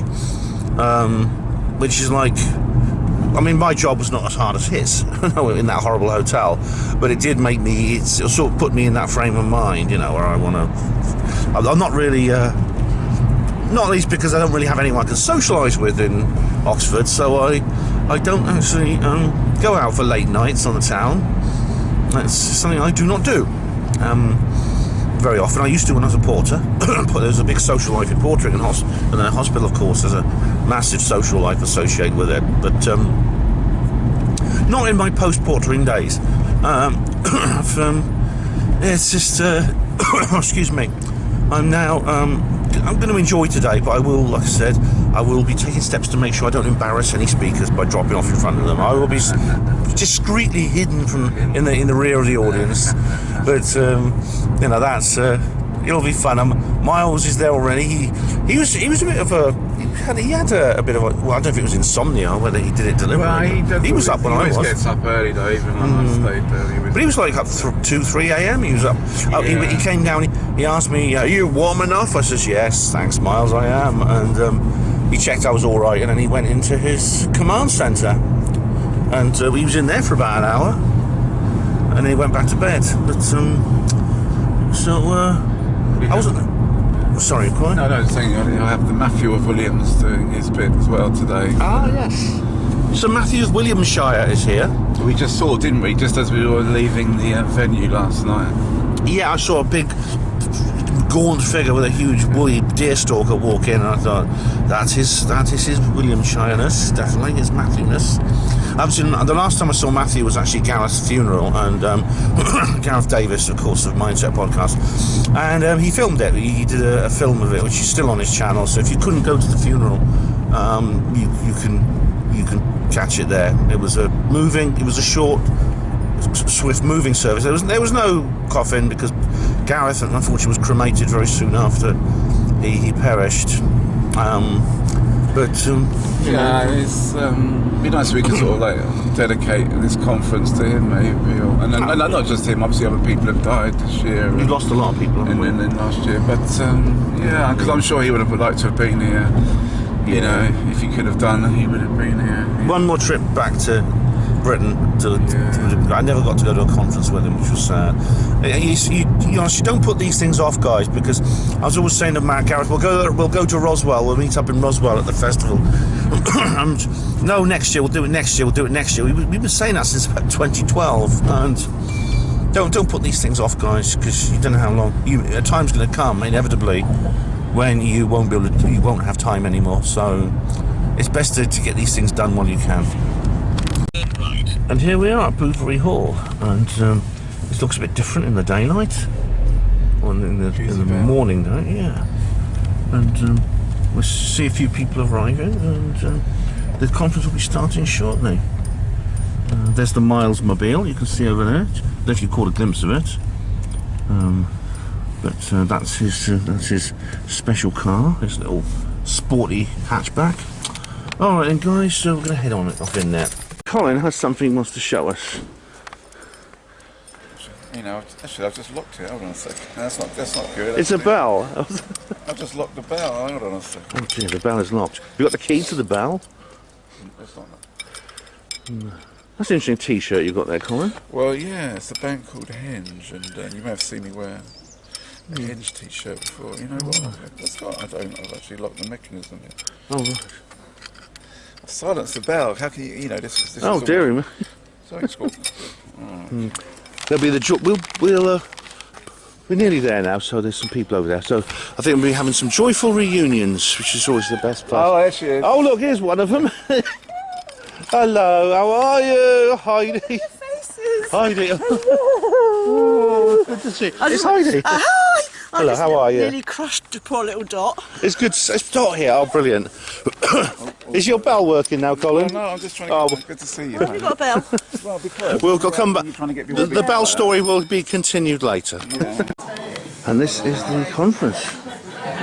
Colin and I just got some more. We got some more chairs out. We've run it. Honestly, I've got troubles with my it's bell. full up, isn't it? Yeah. I think Miles has actually filled the whole thing up. Yeah. And we've got catering over there as well. That's looking good. The gallery over there looks very sophisticated. So, yeah. In the event that we are going to ask questions, you stand there and ask questions there, and then my remote control cameras, which work perfectly and have given no problems whatsoever until now, never, will be clear effortlessly, so we don't have a microphone going all right place. So in the meantime, we'll just let people have enjoyed a little bit. We have this IT man here sort it all out. So the rest of the music. Well, right now I'm actually doing the entrance at the moment because it's sort of like we're splitting it between us. Now, I've got a chair the thing and I'm is, doing this. Emlyn-Jones, it says here that you paid. Yes, I did. Well, there's an extra surcharge for filming, Oh dear, is there? and there's an extra surcharge for helping and assisting, putting seats up and all that.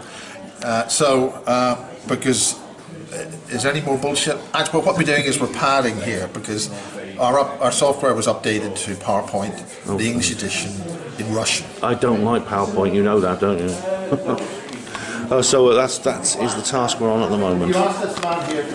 Passed away in May of this year. Well, there's Sandy Adams, and she the was speaker, too the first young to die, speaker. Far too important to die, to be honest, but she did.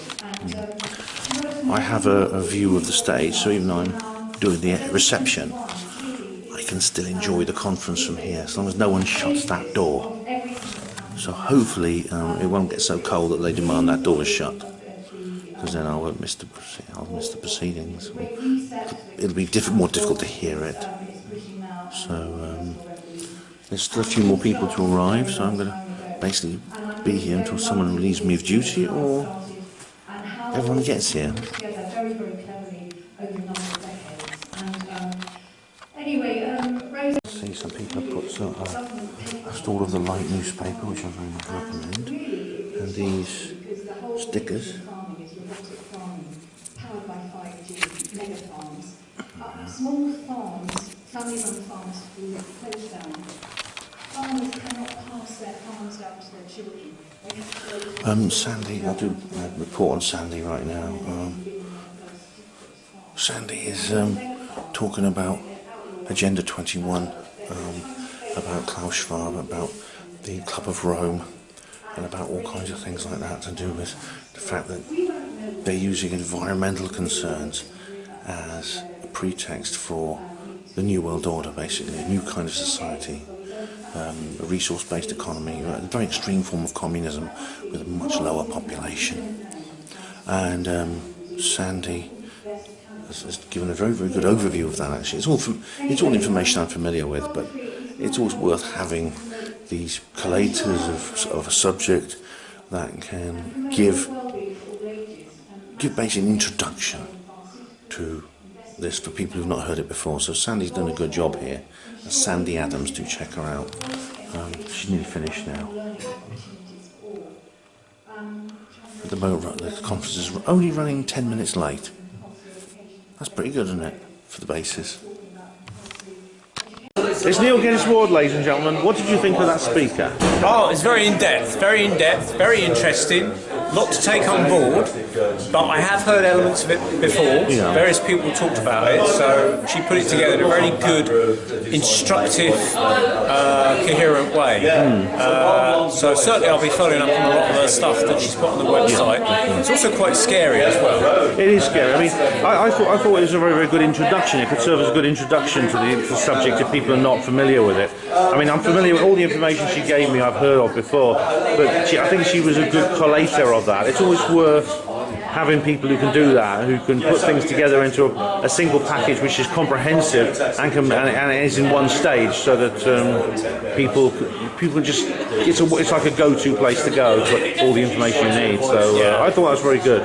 Yeah. Very interesting. The hour and a half, and that really summarises the whole sordid business. But, Well, it's all available to watch on the Base's website, I think, or on YouTube on one of Miles's sites. So, if it's not already, it will be soon. Yeah. Yeah, definitely worth catching up on her. She's got a great big book out, that thick. So she's obviously done a lot of reading. Right. Yeah. Well, thanks very much, Neil. Are you enjoying yourself at the Yeah, moment? no problem, no problem. It's really good, really good. Well, what are you up to these days? Still painting and... Still painting, still producing the Apollo Detectives, still producing... I'll look forward to that when it's done. Yeah, I've actually put it online, the Apollo Detectives. Oh, I haven't seen it yet. Well, I haven't been online since Thursday, so... Oh, there you go. It's online. It went online last night, so... Right, well, send me... I'll send you a link. Yeah, and I'll post it I online. will also send you your own version. Oh, brilliant, yeah. So, ladies and gentlemen, you might see that on this channel pretty soon. Thank you very much, Neil. Get us No forward. problem. Enjoy it. Just waiting for Dot Street to start. You can just see her through there. And Dot is one of the sweetest, loveliest old ladies I've ever met. She's really small, and she calls me she always calls me her baby. I'm like 4 times her size. A lovely little Christmas hat she's got on there. Literally, Dot Street, I mean, she's a small, unassuming character. But really, you've just been looking at one of the most important figures in the history of ufology, I would say. Oh, Gemma's just introducing. If it wasn't for her and the work she did with Larry Warren and then with Brenda Butler and Jenny Randalls, you've just heard the Rendlesham Forest. We wouldn't even know about the RFI. Listen to Gemma. She's an absolutely leading, renowned and highly regarded expert in this field, and she gives you a detailed overview of her work for the last day. So please give it up for this wonderful Christmas fairy, Dot Street. Yay! Yay! You alright, mate? Yeah, you better come in through this side. Yes, Steve, no worries. Honestly, she is,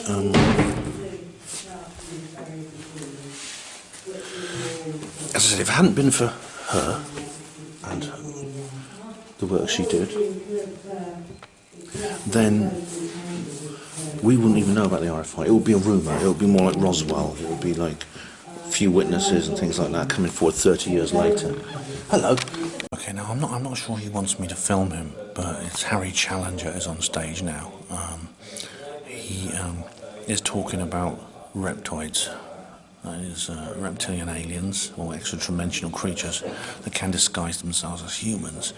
And I had actually a discussion with him beforehand, so I know what his talk's going to be about, more or less. And he's providing more details. It's pretty disturbing. I mean, I know Harry. I've met Harry many times. I know him quite well. So we had a conversation.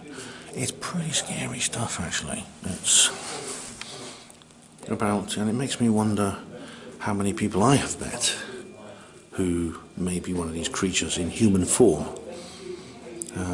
You can probably guess the kind of names that I'm thinking of if you watch regularly, the kind of names I've mentioned of people who've been antagonists in my life. And it's got me thinking, of course, there was Chris Turner organised a conference called RepCon in Bury, Greater Manchester, a couple of years ago where I was the MC, and there were several speakers who came on, including Ellis Taylor, Frank Willis, 2 others. It was a one-day conference, very, very good conference, and I did find it disturbing stuff, I'd say. It's very interesting, of course.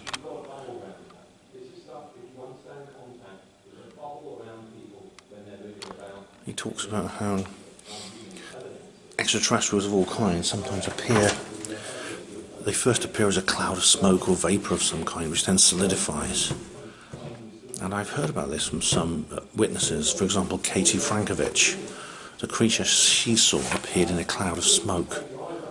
And sometimes this craft can appear in a cloud of smoke, and this was even dramatised in the film The Arrival, which is probably the best alien abduction film ever made. Not to be confused with Arrival, the one with Charlie Sheen. No, this is another one. It's a Dennis Villeneuve film, well worth seeing. even though the door is shut, I can still hear the proceedings, which is good to know through the back. Now the lunch hour, or lunch hour and a half, You're going to stick around and you for can my see that the room is sort of half empty at the moment. Now I've just had a meal. You can get a lovely meal at that particular stall, or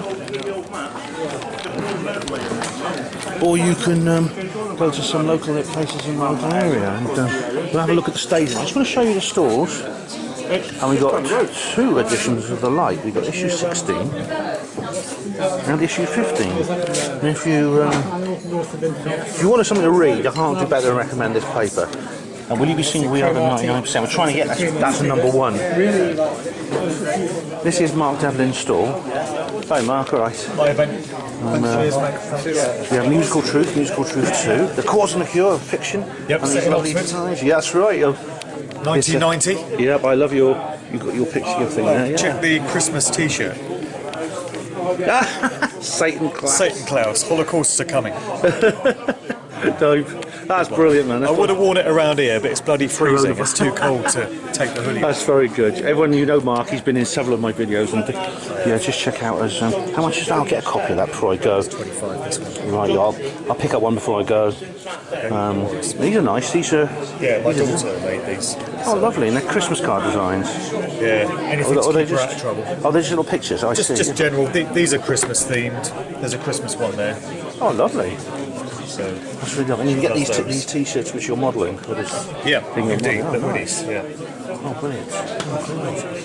How's things going with you? You're working hard. I know you're releasing a video every couple of days. That's right. Working very hard. Yeah, promoting the book. Just taking one day at a time. Yeah, it's pretty.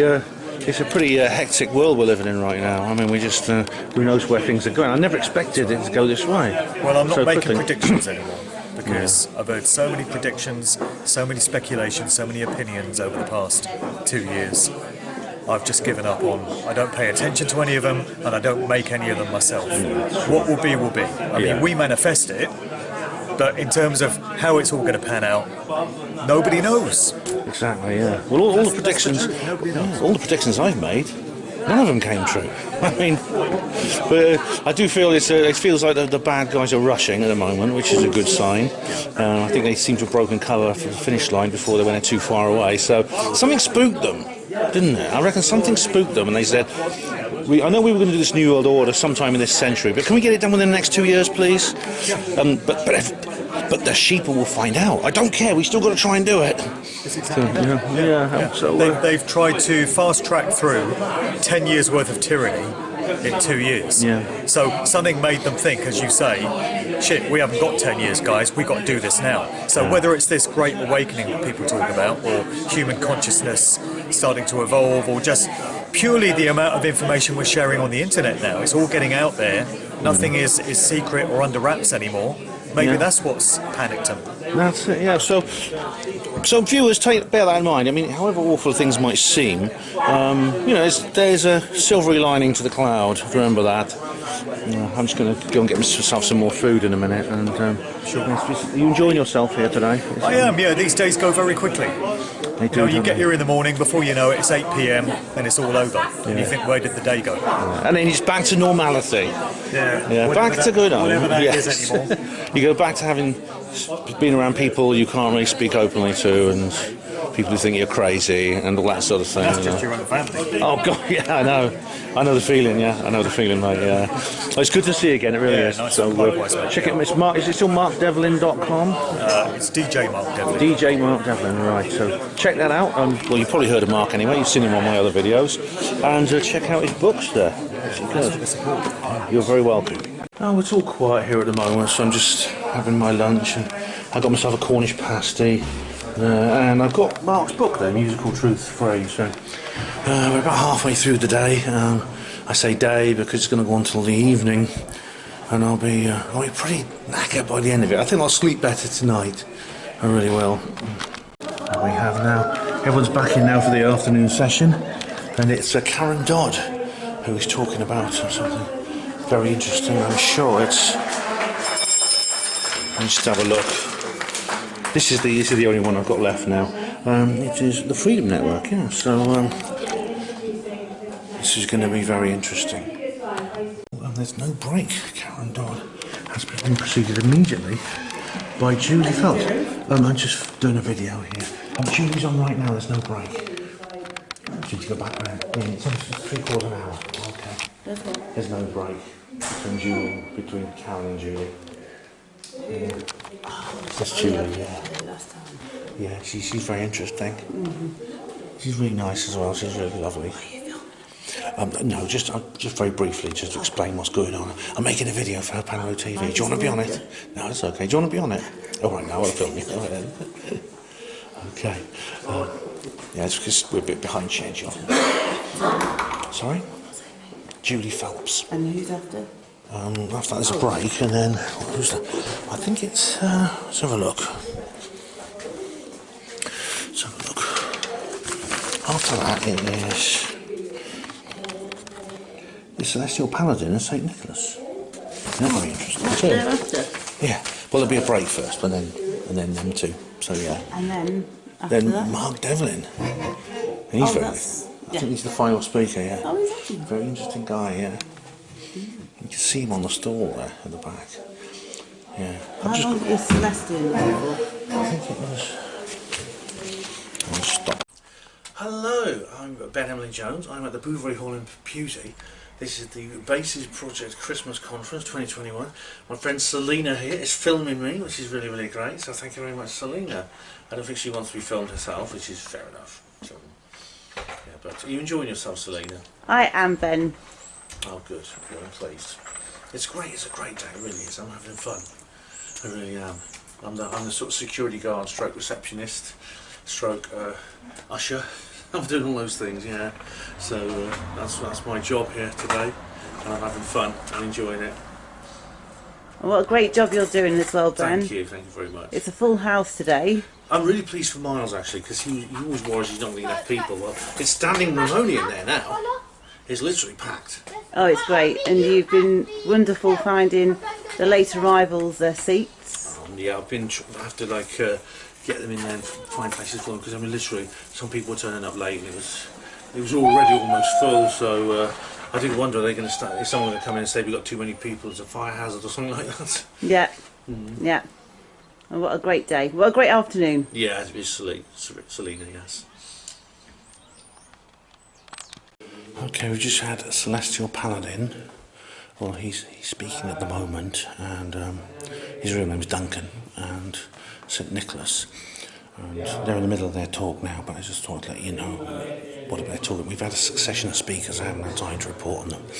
We had Karen Dodd talking about her freedom movement that she does, and she runs several camps and things like that, which are very good. And we've also had Julie Phelps. She was back again, wearing her RAF beret, talking about the secret space program. She did a very quick presentation on that.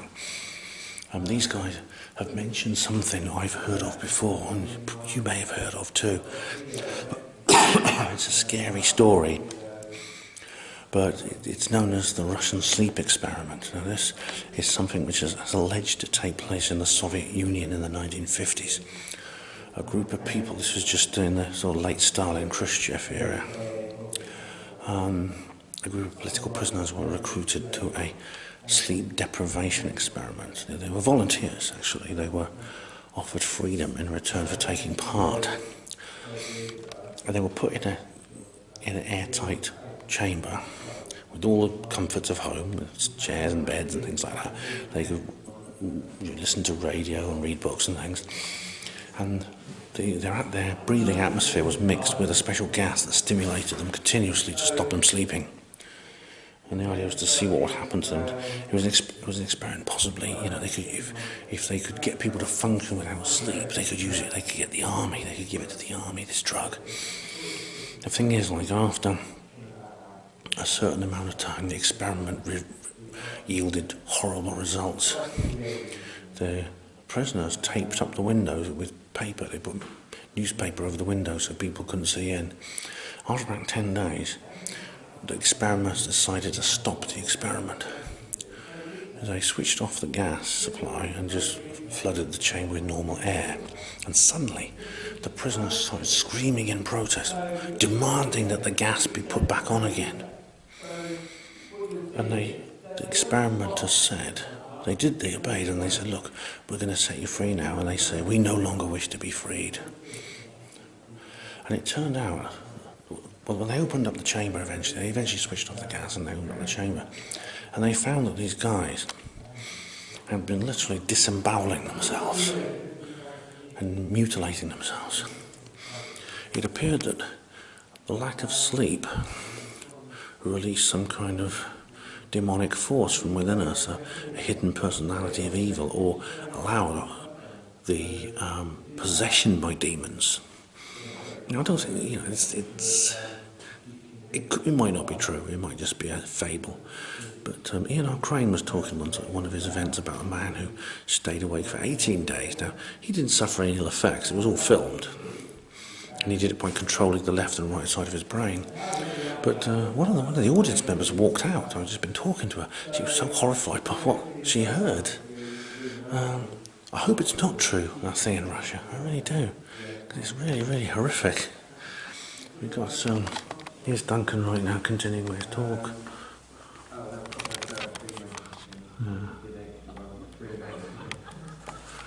You can see that's supposedly one of the prisoners, that figure there. You might have seen that video at some point.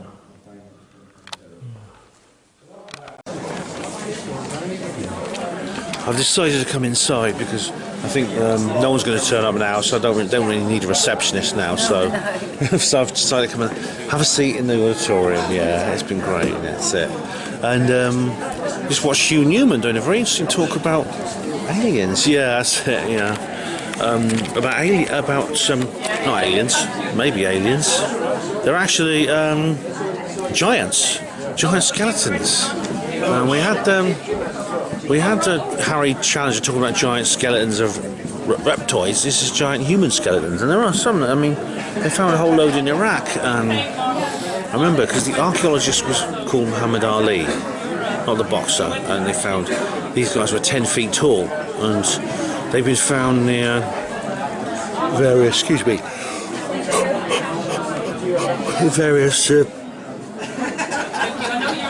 ancient sites like Göbekli Tepe in Kalanish and Stonehenge and places like that.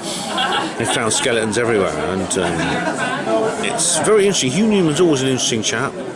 You may have seen him on Ancient Aliens, and he's appeared now at the Basis Project. So let's take a quick look at his books.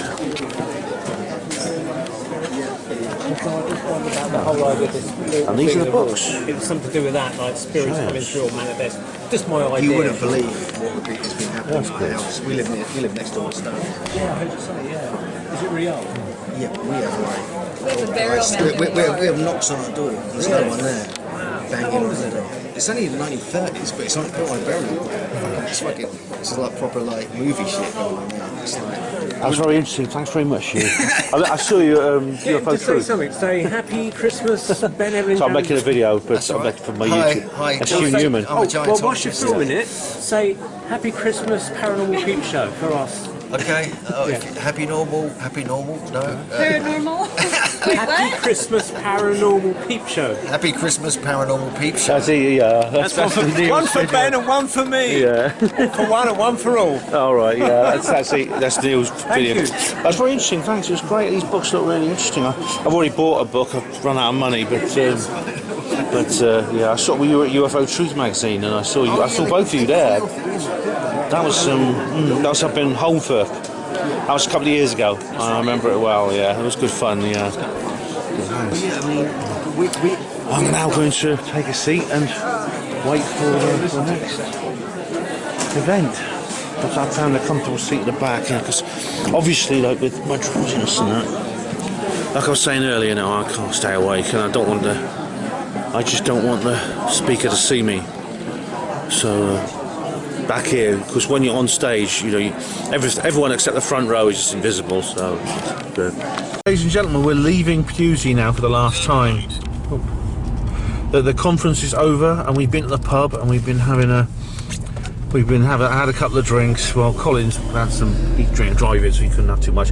We're now going to go back for a nightcap in Devizes, and hopefully meet up with some more friends there. But what did you think of today, Colin? Was it good? No, it's very good, and there was so many people there as well. I think I was counting like nearly 100, or actually over 100, I think, in the end. This has been an absolute triumph for Miles. It really has. He's excelled himself. He really has. I mean, this has just been. I mean, it was standing room only, wasn't it? I mean, I've never seen a crowd like that. Actually, because it was, we put out every seat actually in the end. I was I was thinking, oh my God, people were still coming in after, even during the afternoon. Yeah, God, it was like, it was unbelievable, man. It was unbelievable. And of course, all the haters are going to see this and they're going to gnash their teeth with frustration. Good. Gnash away, guys. All those people who want to see Miles fail, you are going to be disappointed. This has been a roaring success. We had Alexis, what's her name? Adams. What's her name? Was it Alexis? What's her name? Sandy Adams. Sandy. I'm getting tired. Sorry. Yeah, it's not easy. Now I have literally a single point of reference. Anyone wants to know about Agenda 21? You got a single point of reference, which is Sandy Adams. But yeah, it's all information I've heard before, but it's the perfect one-stop shop for the whole thing, which is very, very necessary. The Harry Challenger, I didn't. You talking about reptilians? That was scary stuff. Julie Phelps talking about secret space program update. That was interesting. Dot Street, who honestly, Colin, it's worth considering. What would have happened with the RFI if there'd been no Larry Warren coming out, no Dot Street, no Brenda Butler, no Jenny Randalls? You know what? I think that the Rendlesham Forest would either be unknown to this day, or it'll be like Roswell. It'll be like a kind of a myth that several aging, usually probably about 30 years later, around about now, or 30 or 40 years later, from in the 2010s and 20-teens. Some aging witnesses would come forward with an incredible story of something happened in 1980. That's why the authorities are actually very good. They're actually putting a cloak of secrecy on a lot of things. Yeah. So we sort of underestimate that. They think, they can't keep things hidden, but they actually have. They can sometimes, crash retrievals, crash landings, just landings, whatever. But they can do it. It's sort of. We shouldn't underestimate their power and deception and covering things up. Really, I mean, they've got unlimited funds. I mean, they do have limits. Their abilities have limits. There are some things they can't do. They can't silence every whistleblower. Or this is where, this is where I disagree with some other ufologists. I think there's a limit to what they can do.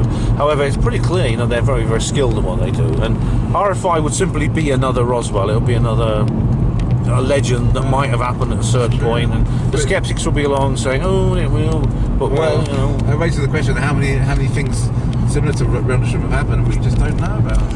Exactly. Yeah, it's like when Fife Symington confessed. Worldwide, are these things happen on a daily basis, weekly, a monthly, a yearly? Well, Ryan Wood's book, there's 100. He's counted 100 in the last century. That's one per year on average. This is like crash retrievals, decisive physical evidence. And I've located, I haven't located, but I've been researching and publicising one in Nottinghamshire in 1987. I believe that did happen. The Pentook incident, I believe, was a crash retrieval. There's many other examples. I think it's quite something. It's quite I think it probably is quite a common occurrence. Sooner or later, they're going to slip up, Yeah. Sooner or later, I mean, really, they have in a way. They have definitely. It was a good thing with that Dot did, because it was. I think Matthew helped her with the presentation and put in lots of slides and stuff that, with his drone footage. So you got to see a lot of the, aerial footage of both the bases. Yeah. Jenny Randalls, unfortunately, has fallen off the wagon. Since the late 90s, she's become something of a Fortean skeptic, which is a shame, but there you go. There's, I suppose there were like, the other speakers were interesting too. I mean, what do you think of Hugh Newman and the... Yeah, it's good. I heard bits of that before, because I actually watched a bit. I think he was at the Origins. Miles did he paid for the live stream back in November for when they did the Origins conference live on stream. So yeah, I heard bits of it before. Yeah, it's very interesting about all the giants, and you know, again, they covered that up. They've covered up our history, and you know, it's amazing to think. Yeah, it's rather like Maria Wheatley and the long-skulled people. You know, it's like this is a hidden part of our past. But absolutely, they're found all the time. I mean, if you go to the Guinness Book of Records, the tallest man who ever lived was Robert P. Wadlow. He was 8'11". But at the same time, you know, there's stories. These definitively proven like stories came out of places like Iraq, where they found a whole series of bodies that were 10 feet tall. They were over a foot taller than Wadlow, and they had eating utensils and tools and clothing to match. I mean, Wadlow had to have special clothing made for him. He had to have special shoes and clothes and everything. Everything had to be made specially for him. He even had a specially made ring for his finger. Right. But this was like the whole. Yeah. These were like graves that 8,000 years old. They were. What's it in the Bible? There were giants in the world in those days. Yeah. Nephilim. I wonder if there still are. It's like that guy. Was it Marius Briarian? Someone suggested they're in Antarctica in hibernation and all sorts of stasis or something. There were supposedly living giants in the Solomon Islands, according to Marius Boyagian. It's not Boyagian. What's his name? Boyagian. Nexus is always going on about his book. I've not read it. It's apparently it's all about the weird things on the Solomon Islands, UFOs, paranormal cryptids, stuff like that. All right. What's that?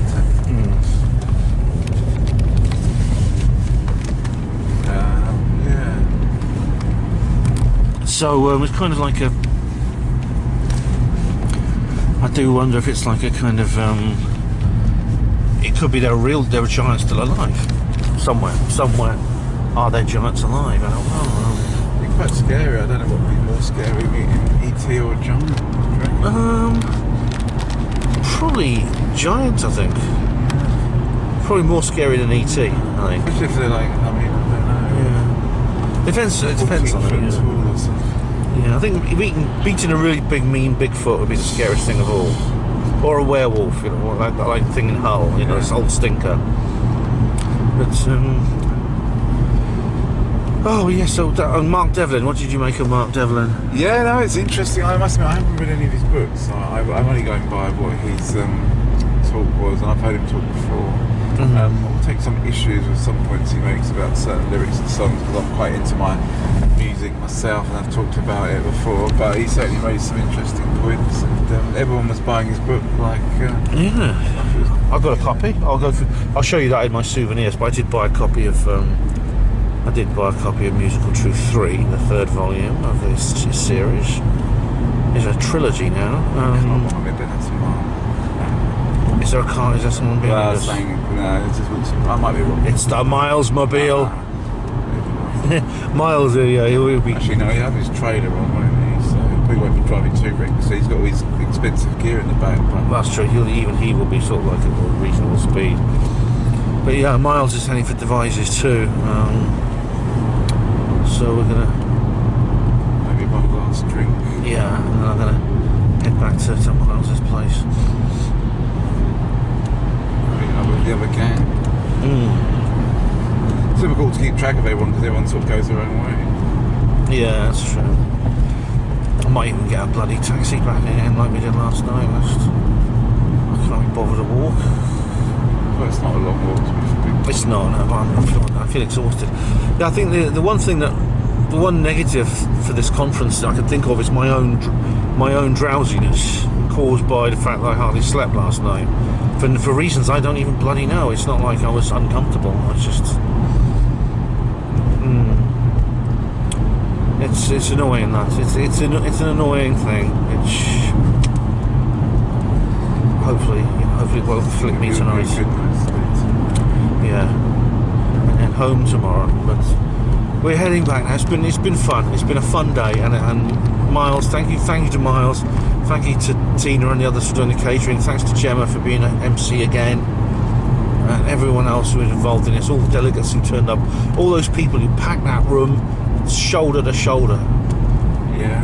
You've done Miles proud, and he's done you proud, and you've got something really good today. All of us did. This is going to be a day to remember. What I'm going to show you now is a series of vignettes by Neil Geddes Ward of the day, where you'll see just a little. He's just basically skulking around with his camera, trying to find unsuspecting victims or suspecting ones. As you'll see, there's a few with me in, so it gives maybe just give you a bit of atmosphere, a bit of sense of what it was like to be there. Probably maybe in a way that's even better than the way I did. So I hope you enjoy them.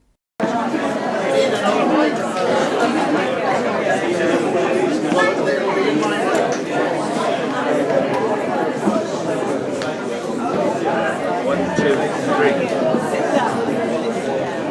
All right, how are you doing?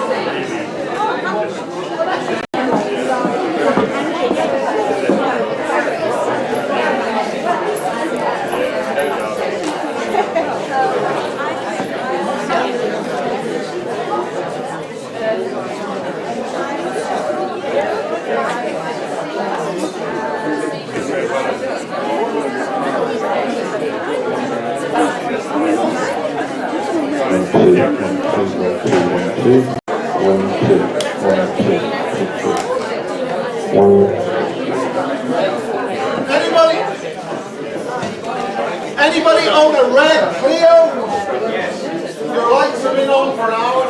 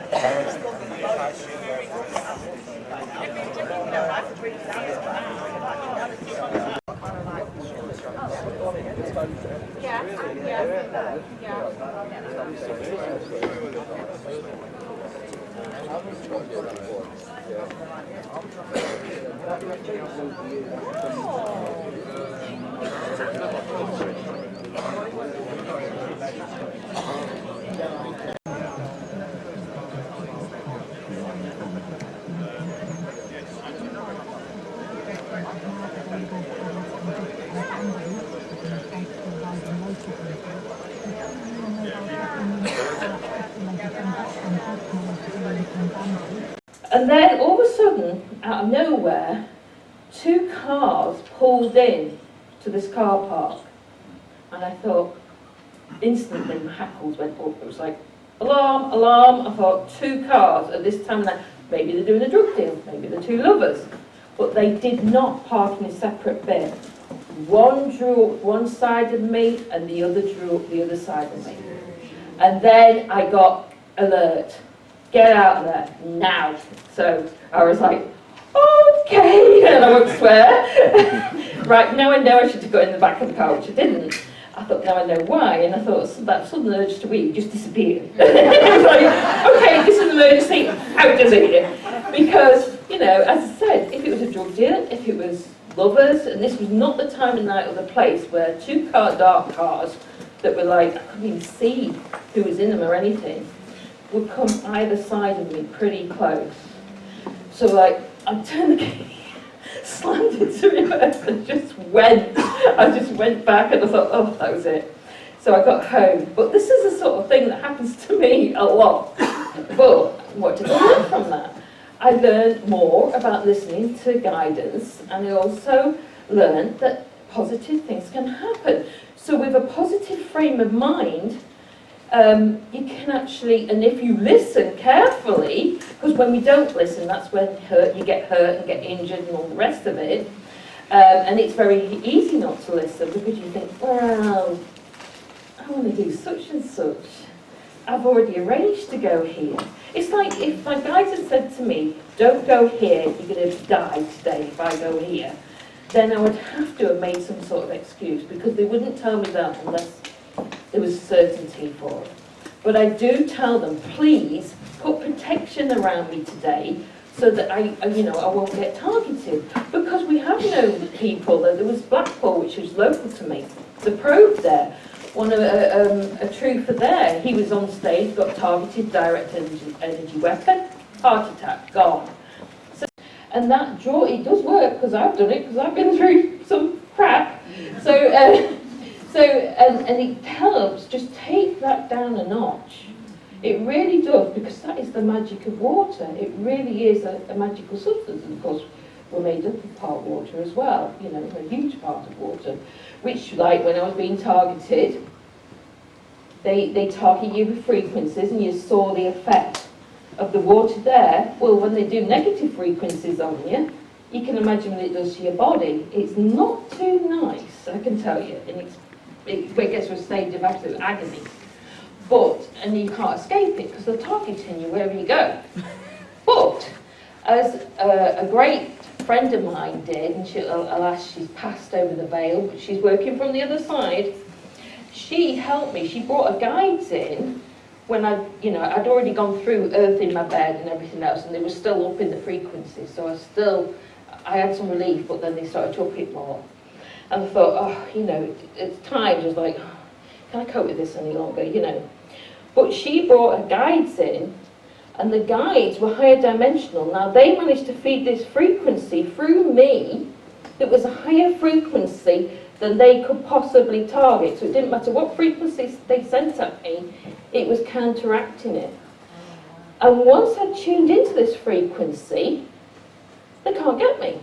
Now, they can if my frequency drops a bit, like if they target family or something like that. But the more I learn, the more I can counteract this. So every time they target me with something else, I'm learning from it. It's like, okay, I've learned from that. Put that in my pocket. Right, another way to these areas. But he is a genuine medium. Now, I've been trying to work out, and I know one of my soul missions is to help free souls. This has been brought up with various readings I've had and regression and everything else. So I know this. And I was puzzling, how can I connect so I can do it from afar? So it's like, there's no such thing as time and, time, distance and everything, if you can get through that psychic bit. And I haven't been able to, and I'm like, how am I going to move this forward? Well, it wasn't that long ago, it was only like a humble hobbit. Sorry to ask a question. Why aren't we getting the help from all these 11, Well, right, in the Federation, as I said about the Federation, right, there's benevolent planets, right, and then there's Draco and Orion belt. Now, if the benevolent ones, it's about the so-called free will, and us agreeing which is what the tricks they're trying to do. And even with coercion, it's still a form of free will, and they're not quite sure if to act. Because if they act in a certain situation, if they have a head-on war with the whole of the Draco and the Orion Belt, we might be a little cinder in the old galaxy. So they're trying to balance things, and it's almost a Mexican standoff. But there's the other alliance, Benevolent Alliance, who are more rebellious, which I'm connected with, and they're now coming in sort of counteracting the sneakiness that the nasty Dracos are doing, and other beings like that. But you have to call them in, because, again, it's free will. So if you don't call them in, you're not actually, it's like they've got to have permission.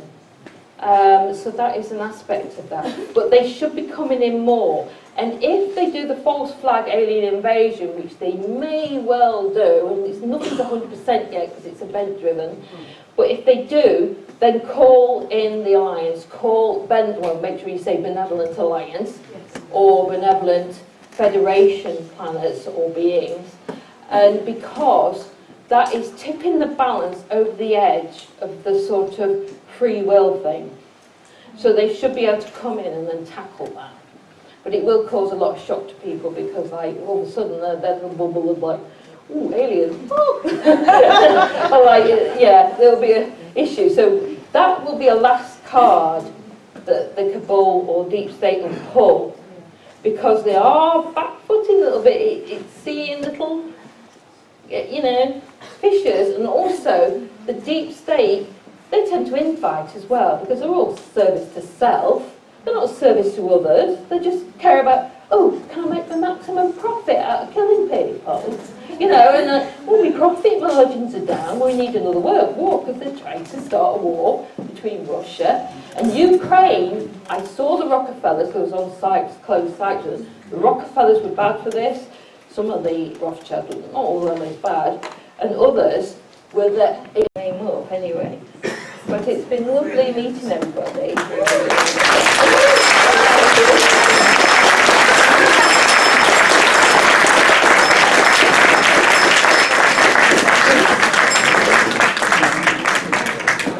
Well done, Julie. What a lot in there. Dimensions and all sorts, and not least the message about remaining positive and high frequency in the face of everything that we are facing. So I think it's a short break now, and then back afterwards for St. Nicholas and Celestial Paladin, who have got, basically Celestial Paladin was saying in the car park earlier, we were talking about how he's fixed the Holy Grail, as if it was something he just did in his lunch break. So he's going to talk about that in our next presentation.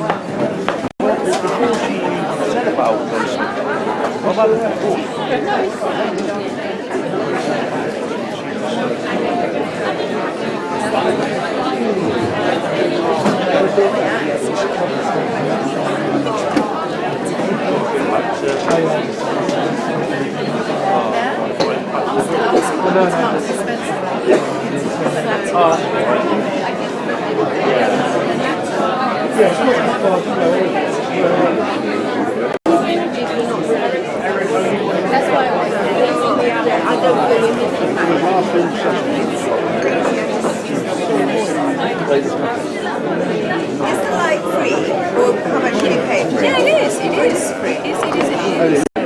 Yeah, I'm good, thanks.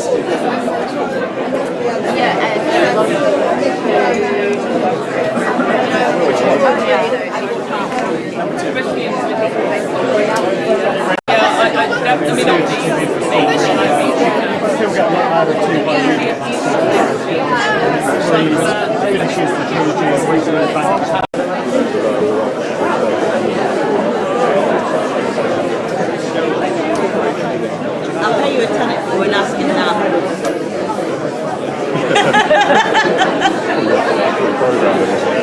Yes.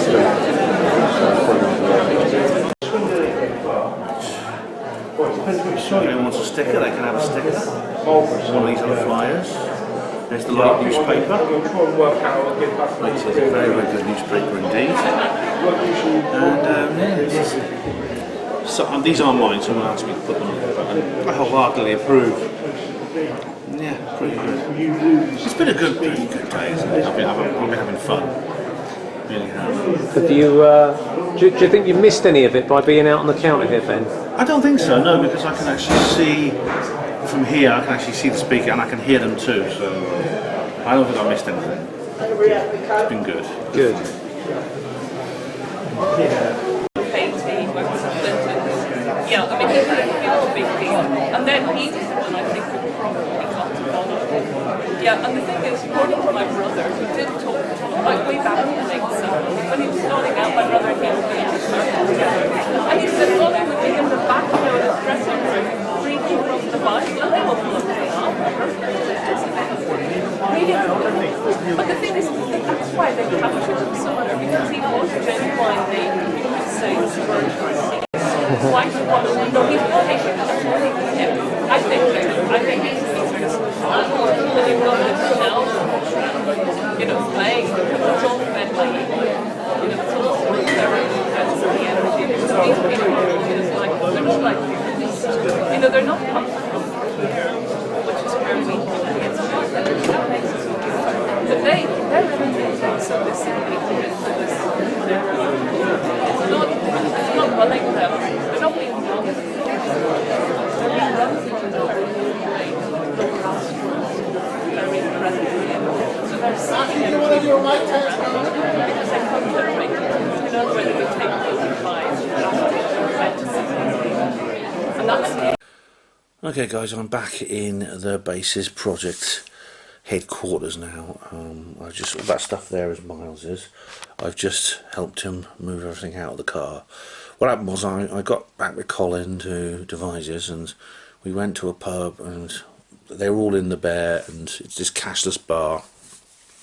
We went over to the Wetherspoons, the Silk Mercer, walked in there, it was absolutely chocker.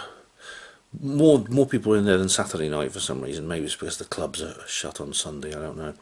Anyway, I just said, then they said, oh, let's go to a cocktail bar or something, and I just threw my hands up and said, I'm done. I've hit my ceiling.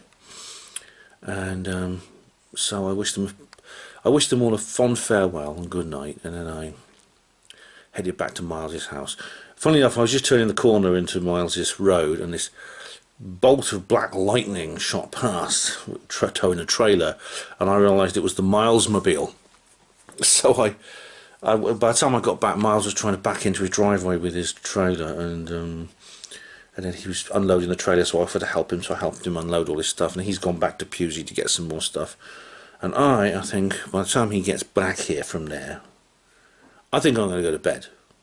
Gemma and Jane have just arrived as well, and they're going to bed, and I'm tired, so I'm going to go to bed too. I hope the others have a good evening, but I've hit my limit. I mean, as I said, it'd be nice if I'd slept better last night, but it's the old hospital porter inside of me comes out again and again and again. I can't help it. You know, you get into this frame of mind where sleep becomes a debauch, and then the shift work doesn't quite go away, and the disturbed sleep patterns and things like that. But it's been a delightful day. It has. It's been wonderful. I can't really add any more to what I've said, except thank you very much to Miles and to everyone else who made it happen. And I hope I sleep better tonight than I did last night. See you in the morning. I'll let you know. Well, good morning. It's Sunday morning. It's a bit grey and murky outside, but I'm awake and I'm bright-eyed and bushy-tailed. I slept really well last night. I did. On the executive settee there, it was very comfortable indeed. And goodness me, yeah, I needed it. I'm awake now and alert. I'm sitting here reading this book. This Miles's book, Stanley Johnson, The Virus. Oh, what can that be about? Let's have a look. First published in 1982, Stanley Johnson's The Virus is more astonishingly prescient, with unearthly parallels to the current COVID-19 pandemic. Oh dear. How about that, eh? Yeah, a brilliant tale of geopolitics in the manner of Robert Ludlum. Funny, romantic and terrifying, and totally relevant to today's pandemic crisis. This is a dazzlingly deft page turner. Oh, lots of praise here for Stanley Johnson. I wonder what, yeah, it's not That's interesting, isn't it, how books seem to do that? There was that one by Dean Koontz as well. Do you remember that? I talked about that on another video, and there is Stanley Johnson. He looks familiar, doesn't he? Facial features do run in families. Who is he? Well, who's his son?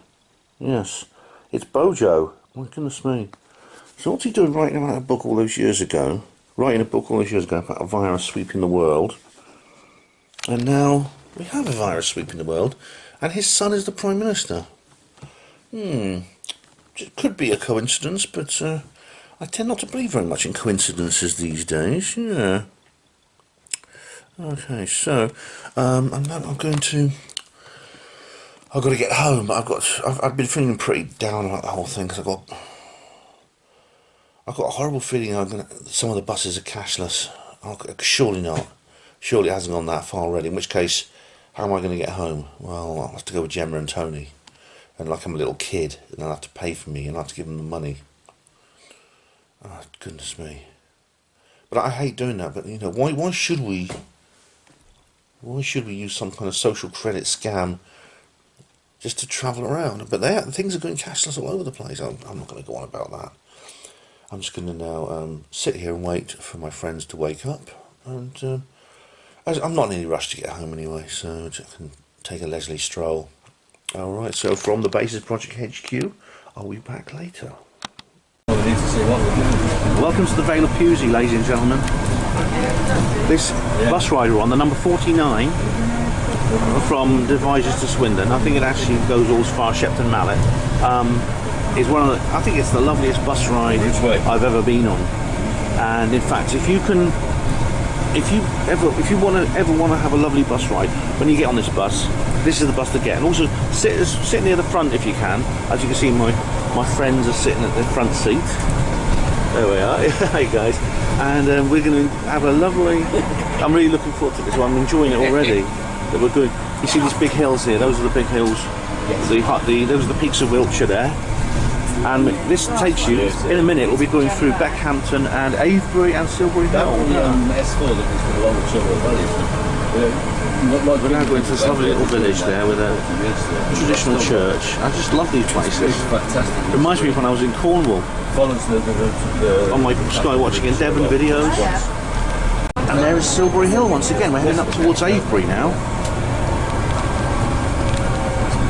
Might be a better one, right? Yeah, we should have definitely sat on the other side of The Silbury Hill is visible from everywhere in the landscape. It's almost like a, what's the word, a cornerstone or a linchpin or a fulcrum around which the entire complex is designed. It's a bit gloomy. And we're going through Avebury, ladies and gentlemen. Look at that. You can see this road goes through the entire stone circle, and there's the look at that. Now, the last time I got a shot like this, you'll recognise this from my Glastonbury Symposium video, Ben Goes on Tour. And it was 10.5 years ago, I was driving through here on a coach, and I got this same shot. Amazing, isn't it? And there's the old Red Lion. Cute, lovely pub, that. Really lovely. It didn't even stop. And then see the other side, there's these little chapel circles as well.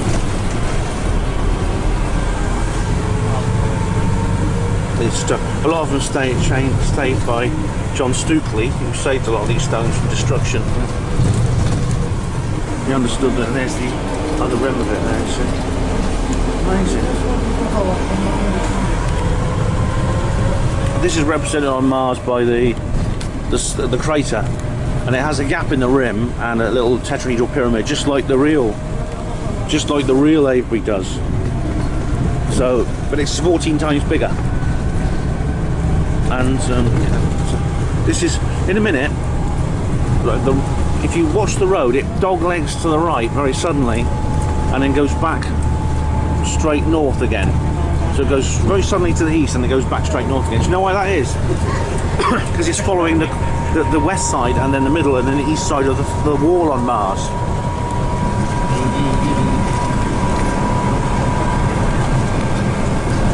I just want to see when that happens. So we'd be sort of going along the wall. It's 14 times bigger along here. well documented in the book 2/3. Yes, and also a slightly more staid volume is called Apollo and the Whistleblowers. So Dark Moon, Apollo and the Whistleblowers by David Percy, Mary Bennett. That's it, yeah. Yeah. Although Dark Moon is 2/3 is more sort of like esoteric, but if you're familiar with the Cydonia complex, the Cydonia mirror theory, you'll know this sort of thing anyway. Okay, we're approaching the Eastern Dogleg. You can actually see the whole thing from beginning to end. It starts there and ends over there. This represents we're crossing over the wall. Imagine this 14 times bigger and on Mars, and that's what we're on.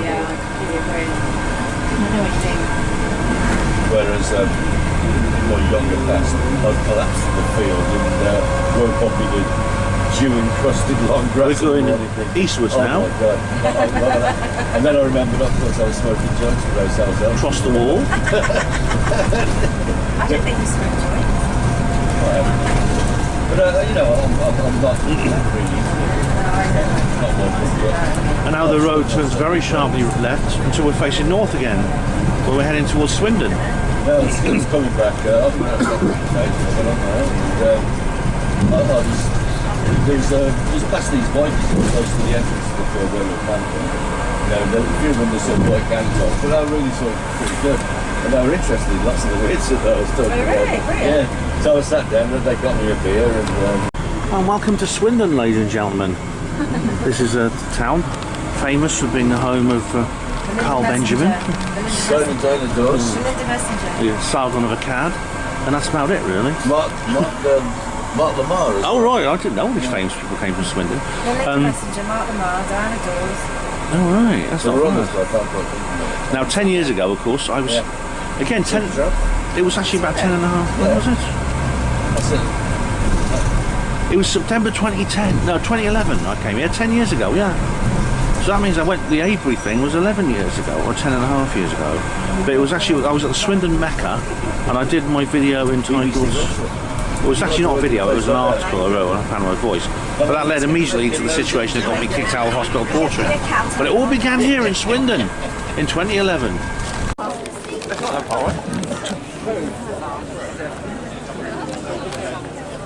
Oh, look at the Charros Amigos again. They're very nice, they are. Welcome to Oxford Christmas Market. Now, get the Charros Amigos if you can. They're like these donuts things which you dip into hot chocolate. Very nice. I think everyone has a Christmas market like this, don't they? They have a sort of German feel to them. They have a lot of German. You have like bratwurst and things like that in them. And I think there's just routine. They're everywhere. Never used to have them, but you do now. Outside Balliol College. If you remember, that was where the Ramona rally was. Do you remember that video? And I'm back again. See, straight from waving the gender study professor's apron to selling churros and bratwurst and sauerkraut. Hey, how about that? Only in Oxford, ladies and gentlemen, only in Oxford. And here we are right now. I'm home now. Believe it or not, I slept most of the journey back. After we dropped Gemma off in Swindon, she went on her own way. She's got to get back to like where she lives, which is near Bristol. We had to... Tony and I got the coach to the bus to Oxford, and I fell asleep and I slept almost the entire journey. I must have really needed it. And to be honest, my last few minutes in Divided were actually pretty stressful. I did something a bit stupid, and it could generate a lot of problems. And you know, Miles sometimes gets a bit uptight with things like this, and he did on this occasion. And to be honest, it was my fault. We travelled to what house? Miles, he gave us, all of us, well, he gave me and Gemma, because we were the only ones. Tony was staying at the Bear. He gave us a lift to the bus stop in the Milesmobile. Now, in Milesmobile is a two-seat Toyota. Well, it has like a very small back seat, one of those little sort of like sporty things, three-door with like a, or two-door rather, with like a very small back seat. And of course, I hardly fit into normal cars, let alone small back seats. But anyway, I thought it's you know, I'm an old-fashioned chap, so I gave the lady the front seat, and I sort of sat on the back seat. When I say sat, I mean sprawled across it. As a result, I got out of the car and I thought, where's my mobile phone? And I looked at the... Gemma tried ringing it, I couldn't hear it. We looked all over the seat, we looked over the floor of the car, couldn't find it. I looked, realised I had like 25 minutes to catch the bus. There's only one bus every 2 hours on a Sunday to Swindon. And so I got back in the car, Miles drove back to his place, which is not far from this. It's an easy drive from the bus stop, 5 minutes drive. And then Devizes is a small place. And then couldn't find it. Miles tried ringing, I could hear it. I could hear it ringing. And I was looking all over the car and I couldn't see it anywhere. But I heard the distinctive ringtone of my phone. I thought, where's it coming from? Where's it coming from? I couldn't work it out. Then I found out it was in my jacket, not in the pocket. The inside pocket of my jacket has a rip. And it was quite useful actually when I was filming Marlon Solomon, because it was a place I could hide my camera. Yet, in this case, the phone has slipped from the pocket into the lining of my jacket. And because I was lying on sprawl over the seat of the back seat of the Miles mobile, it has sort of like worked its way around to the small of my back, inside my jacket. When I realised what it was, it's quite easy to get it back. I just reached around and sort of pull it out. You can imagine what Miles' reaction was. You can imagine how embarrassed I felt. Anyway, we headed back to the bus stop and got there on time. But as a result, I was a bit hectic. I've walked off with Collins. Colin had a key. He lent me a key to Miles' place and I've walked off with it. I'll have to return it to him at some point. In the meantime, Miles, if you're watching this, I will keep it in a safe place, don't worry. We'll have to find a way to return it to him at some point. I've got to... Oh dear. It's kind of made me feel, well, it's... Literally the bus arrived 5 minutes later and as we left Devizes with this still hanging over me, and it hasn't spoiled everything, it hasn't. And Miles didn't give me any aggravation I didn't deserve, because it was a silly thing to do. And, you know, he didn't have a go at me really badly or anything. But, goodness me, the things we do at times, eh? The things we do. Anyway, all's well that ends well. The phone is back in my possession. I mean, I was actually thinking, see, I'm going to get a new phone soon anyway, because this one's rubbish. Well, the one I have now is very old and cranky, and it needs replacing anyway. So I wasn't that bothered, it's just... Well, these silly things, you know? Well, these silly, stupid things that happen at times. Oh, dear. And I'm now back in Oxford and back to normality. Oh, wonderful. Don't you just love normality? I can go back now to biting my tongue and keeping my thoughts to myself, expressing them online, but everyone around me, I wear the mask of sanity. I'm used to that. It's something I do every day of the week. But when I've been away to a really good conference, I mean, not so much a one-dayer like this, but a two-dayer, like a weekend one, when you really get into it, it's quite a wrench. This is what I call the post-pro blues, but I get less than I used to. I'm getting used. I'm coping with it. You know, I'm finding what's the word? I'm finding a cope. The word cope being a noun. I think it was Sargon of Akkad who first coined it as a noun. Carl Benjamin. He first coined it as a noun.